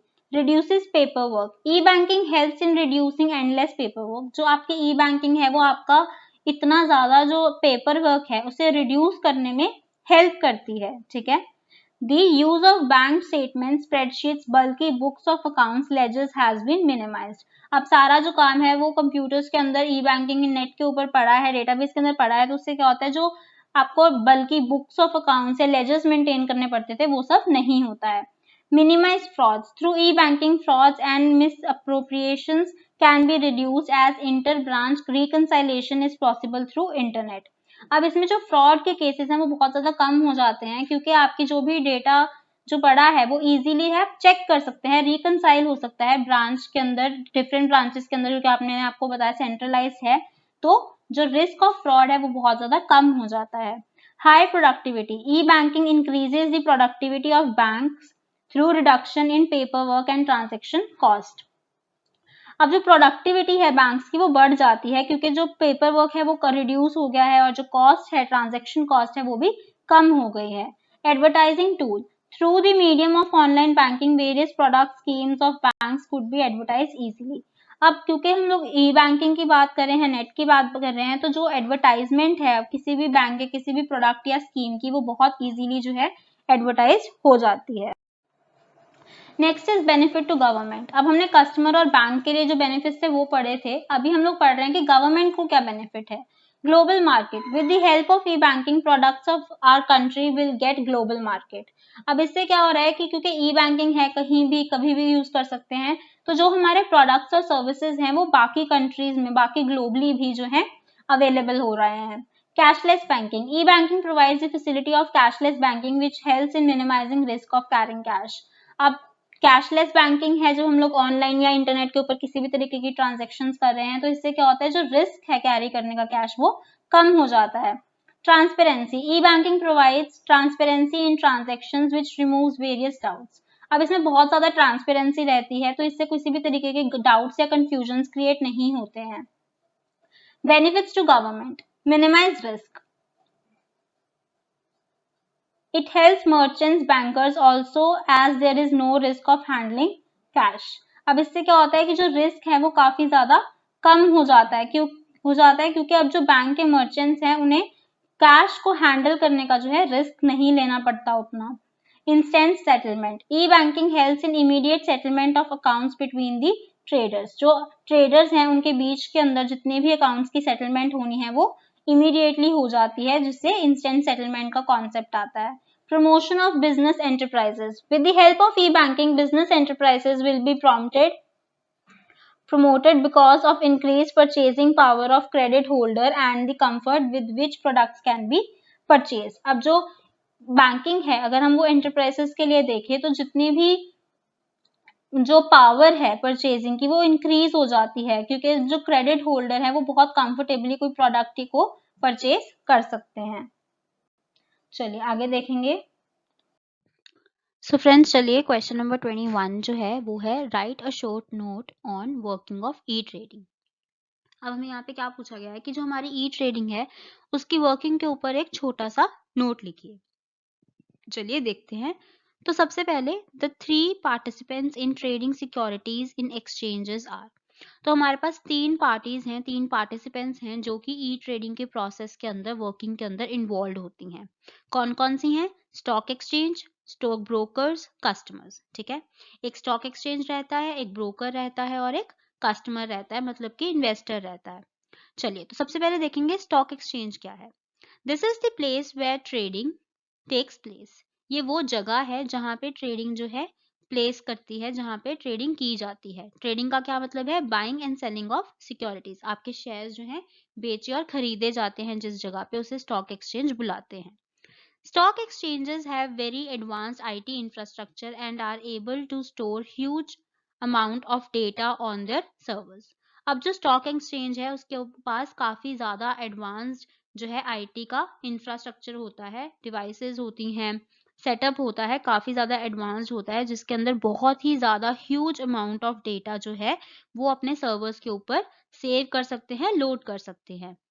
They can process at very high speed all buying and sell orders which they get from stockbrokers. अब क्योंकि उनके पास इतना एडवांस इंफ्रास्ट्रक्चर है, वो इसी वजह से है क्योंकि उन्हें बहुत ही ज़्यादा जो है हाई स्पीड के ऊपर जितनी भी बाइंग और सेलिंग ऑर्डर्स की जो रिक्वेस्ट आती हैं स्टॉक ब्रोकर से, वो प्रोसेस करनी होती हैं। ठीक है, तो ये हमारा फर्स्ट पार्टिसिपेंट है जो कि है स्टॉक एक्सचेंज। अब पढ़ेंगे हम लोग स्टॉक ब्रोकर के बारे में। अब इस प्रोसेस के अंदर एक ब्रोकर इन्वॉल्व होता है। ये प्रोसेस ब्रोकर के बिना नहीं हो सकता है। कोई भी कस्टमर जो है वो डायरेक्टली जाके इन्वेस्टमेंट शेयर्स के अंदर नहीं कर सकता है, ट्रेडिंग नहीं कर सकता है। एक जो हमारा ब्रोकर होता है वो एक मिडल मैन की तरह जो है एक्ट करता है between the customer and the stock exchange. ठीक है, जिसकी वजह से जो सारे की सारे जो सेल परचेज के ऑर्डर्स हैं उसके थ्रू जाते हैं। जो ब्रोकर होता है वो सूटेबल सॉफ्टवेयर या इंटरनेट्स जो है हमारे इंटरफेसेस को क्रिएट करता है, जिससे क्या होता है स्टॉक एक्सचेंज को आप अप्रोच कर सकते हैं। ठीक है, हर ब्रोकर के पास एक सेपरेट सॉफ्टवेयर होता है। ठीक है, इस सॉफ्टवेयर को यूज करके इसका एक्सेस जो है दिया जाता है ताकि जो स्टॉक एक्सचेंज है उससे आप कम्युनिकेट कर पाएं, अपनी ट्रांजैक्शंस और सेल्स जो हैं वो सिक्योरिटीज की देख पाएं और फिर आप ये डिसीजन ले पाएं कि आपको जो शेयर्स हैं या आपकी सिक्योरिटीज है वो खरीदनी है, बेचनी है, कोई डिसीजन लेना है या नहीं लेना है। ठीक है, अब चलो इनको पढ़ लेते हैं। Stock brokers are also equipped with very advanced IT technologies and can store huge amount of information and can process very quickly all buy orders, sell orders of their clients. अब जो हमारे स्टॉक ब्रोकर्स हैं उनके पास भी अच्छा खासा IT का जो एडवांस आईटी टेक्नोलॉजीज जो हैं होती हैं, वो भी काफ़ी ज़्यादा अमाउंट ऑफ डेटा जो है वो प्रोसेस कर सकते हैं और बहुत ही जल्दी क्विकली जो है आपके बाइंग और सेलिंग ऑर्डर्स, जो क्लाइंट्स के ऑर्डर्स आते हैं उनको प्रोसेस कर सकते हैं। They have advance systems to quickly calculate profit, brokerage, balance amount available, outstanding transactions etcetera. अब उनके जो सिस्टम्स हैं, सॉफ्टवेयर्स हैं, वो बहुत जल्दी से ऐसी कैलकुलेशंस बनाते हैं कि कितना प्रॉफिट हो रहा है, क्या उनको ब्रोकरेज मिलेगी, उनकी कमीशन मिलेगी, ठीक है? क्या उनका जो बैलेंस की अमाउंट है, कितनी अवेलेबल रह गई है, कितनी आउटस्टैंडिंग ट्रांज़ैक्शंस है, ऐसी जो कैलकुलेशंस होती हैं, वो करने में उनका सिस्टम जो है काफ़ी ज़्यादा कैपेबल होता है और बहुत क्विकली ऐसे जो ट्रांज़ैक्शंस की कैलकुलेशंस हैं, वो परफॉर्म करता है। ठीक है, उसके बाद है कस्टमर्स। अब मेन हमारा कौन सा आता है? कस्टमर, जो हमारा इन्वेस्टर है, जो पैसे लगा रहा है। ठीक है, चलिए देखते हैं। Okay, so the customers need to have an online account with stock broker. अब जो आपका कस्टमर या जो आपका इन्वेस्टर है उसका आपके स्टॉक ब्रोकर के साथ एक ऑनलाइन अकाउंट होना जरूरी है। If the customer do not have a high-speed internet connection, they cannot carry out trading transactions in faster way. In that case, they can request stockbrokers to provide faster access to connect to them. But for providing their services, they charge monthly or annually subscription fees. अब ये trading के process के लिए आपके पास एक अच्छा खासा internet connection होना ज़रूरी है। अगर आपके पास ये नहीं है तो आप अपने स्टॉक ब्रोकर को रिक्वेस्ट कर सकते हैं, जिसके लिए वो कमीशन लेता है। ठीक है, और जो ये कमीशन होती है ये 2 तरीके की होती है। ठीक है, वन इज जो आपकी इंट्राडे कमीशन होती है और सेकंड होती है आपकी डिलीवरी कमीशन। ठीक है, अब जब आपने बाइंग और सेलिंग का प्रोसेस किया और वो एक ही दिन के अंदर हुआ, तो जो आपका ब्रोकर है वो आपको इंट्राडे कमीशन जो है वो चार्ज करेगा। वहीं पे जिसे हम स्क्वायर ऑफ भी बुलाते हैं, राइट, जो आपका एक ही दिन में होता है। वहीं पे अगर आपने कुछ सिक्योरिटीज किसी एक दिन में जो है खरीद ली और आप उनको अपने पास कुछ टाइम के लिए रखना चाहते हो और किसी और दिन आप उनको बेचना चाहते हो, तो आपको जो है कौन सी कमीशन लगेगी? डिलीवरी कमीशन लगती है, ठीक है। तो ये हमारा जो है बेसिकली वर्किंग है ई ट्रेडिंग की। इसके अंदर आपके पास आपका ट्रेडिंग अकाउंट, आपका डिपॉजिटरी अकाउंट होना ज़रूरी है, जो कि आपके बैंक अकाउंट के साथ लिंक्ड होगा। वहीं से जितना भी आपका ट्रांज़ैक्शंस है, ठीक है, पैसे का आना है, लगाना है, वो सब कुछ जो है वहीं से हैंडल होता है। तो ये हमारा हो गया वर्किंग ऑफ ई ट्रेडिंग। चलिए आगे देखते हैं। सो फ्रेंड्स, ये है हमारा लास्ट क्वेश्चन इस पेपर का, which is question number 22। Right differences between traditional marketing and E marketing. Traditional marketing और ई मार्केटिंग के बीच में आपको डिफरेंसेस बताने हैं। तो चलिए लेट्स सी। ये एक समराइज करते हैं जो हमने अभी डिफरेंसेस किए हैं। Characteristic, traditional and E marketing. Characteristic क्या है? Customer interface. जो ट्रेडिशनल है उसमें क्या होगा? फेस टू फेस रहेगी मार्केटिंग। ई मार्केटिंग के अंदर स्क्रीन टू फेस रहेगी, बिकॉज आप अपनी किसी इलेक्ट्रॉनिक डिवाइस के ऊपर देख रहे होंगे। Next is technology. ट्रेडिशनल के अंदर रिक्वायर्ड है और ई मार्केटिंग के अंदर फैसिलिटी है। एक्सेसिबिलिटी, एक्सेसिबिलिटी ट्रेडिशनल के अंदर लिमिटेड रह जाती है, वहीं पे ई मार्केटिंग के अंदर 24/7 होती है। रिटर्न ऑफ इन्वेस्टमेंट, ROI, जो ट्रेडिशनल है उसके ऊपर स्लो होती है, बिकॉज आपको फिजिकल फॉर्म में स्टॉक मेंटेन करना पड़ता है। वहीं पे जो ई मार्केटिंग है उसके अंदर काफी फास्ट होती है।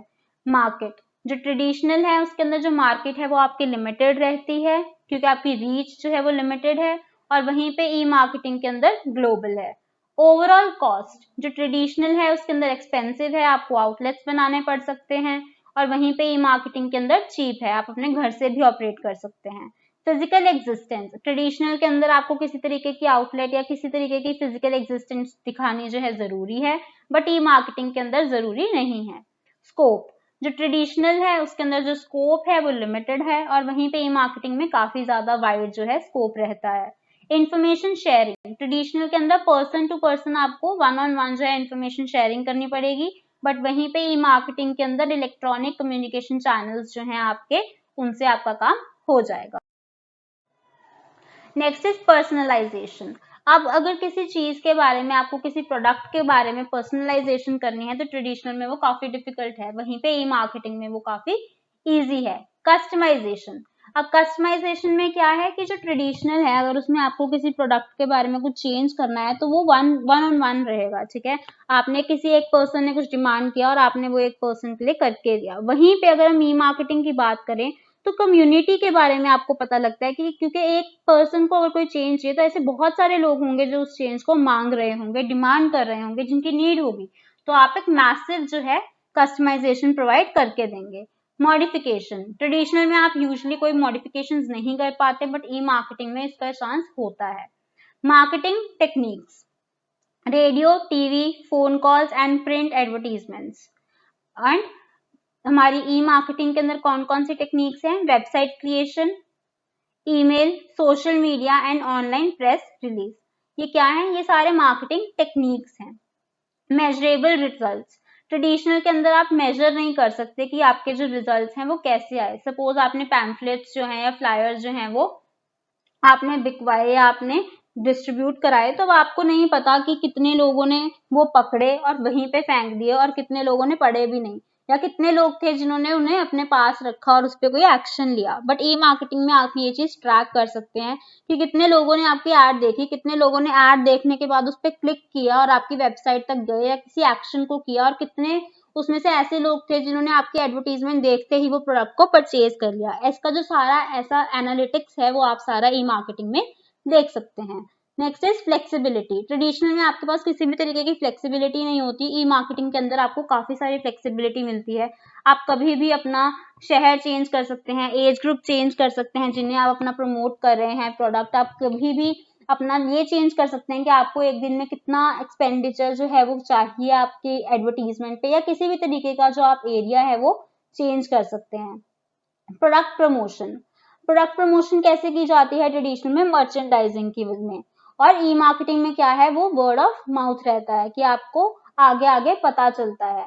कॉम्पिटिटिव एज, कॉम्पिटिटिव एज क्या है?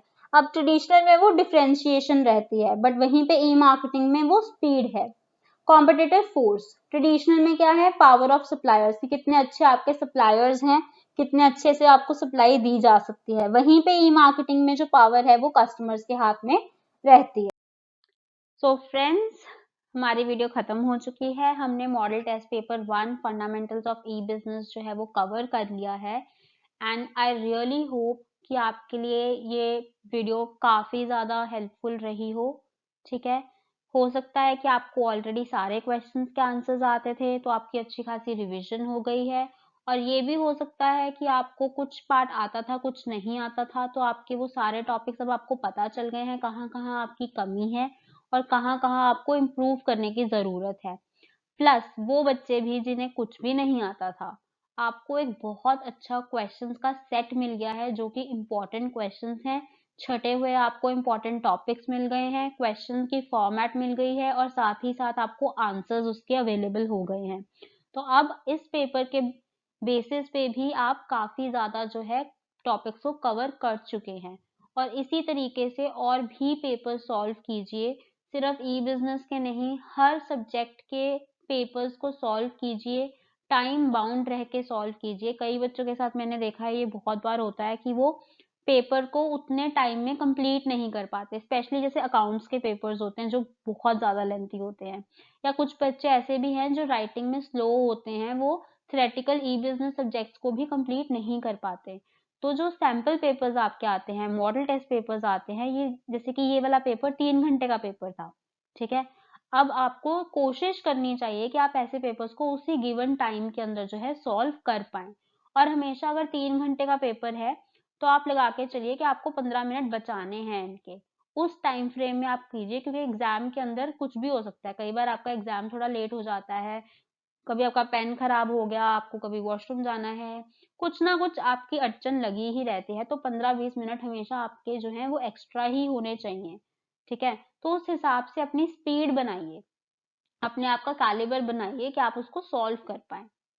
तो फ्रेंड्स, ये हमारा एक सीरीज़ थी जिसमें मैंने फर्स्ट वीडियो डाली है, एंड आई होप कि आपको अच्छी लगी हो। प्लीज़ लाइक कीजिए, कमेंट कीजिए, कमेंट्स में मुझे ज़रूर बताइएगा कि आपको ये स्टाइल पढ़ने का क्लिपिंग्स के साथ ठीक लगा या नहीं? क्या इसमें मैं करूँ जिससे आपके लिए ये प्रोसेस थोड़ा और इम्प्रूव हो जाए, अच्छा हो जाए? इसको सबसे ज़्यादा शेयर कीजिए, क्योंकि आप जितने लोगों के साथ शेयर करेंगे वो आपसे कुछ डिस्कस करेंगे। और जब आप पढ़ने में डिस्कशंस होती हैं ना, तो आप कुछ ना कुछ ज़रूर सीखते हैं। मे बी वो आपको ये बताएँ कि और कहाँ-कहाँ पे सैंपल पेपर्स अवेलेबल हैं जो कि अच्छे हैं और आप उनको देख सकते हैं। तो इसको शेयर कीजिए, कमेंट कीजिए, सब्सक्राइब कीजिए, बेल आइकन पे क्लिक करिए ताकि आपको नेक्स्ट पेपर्स की भी नोटिफ़िकेशन साथ ही साथ आ जाए। And till then, keep learning, keep concentrating, and thank you.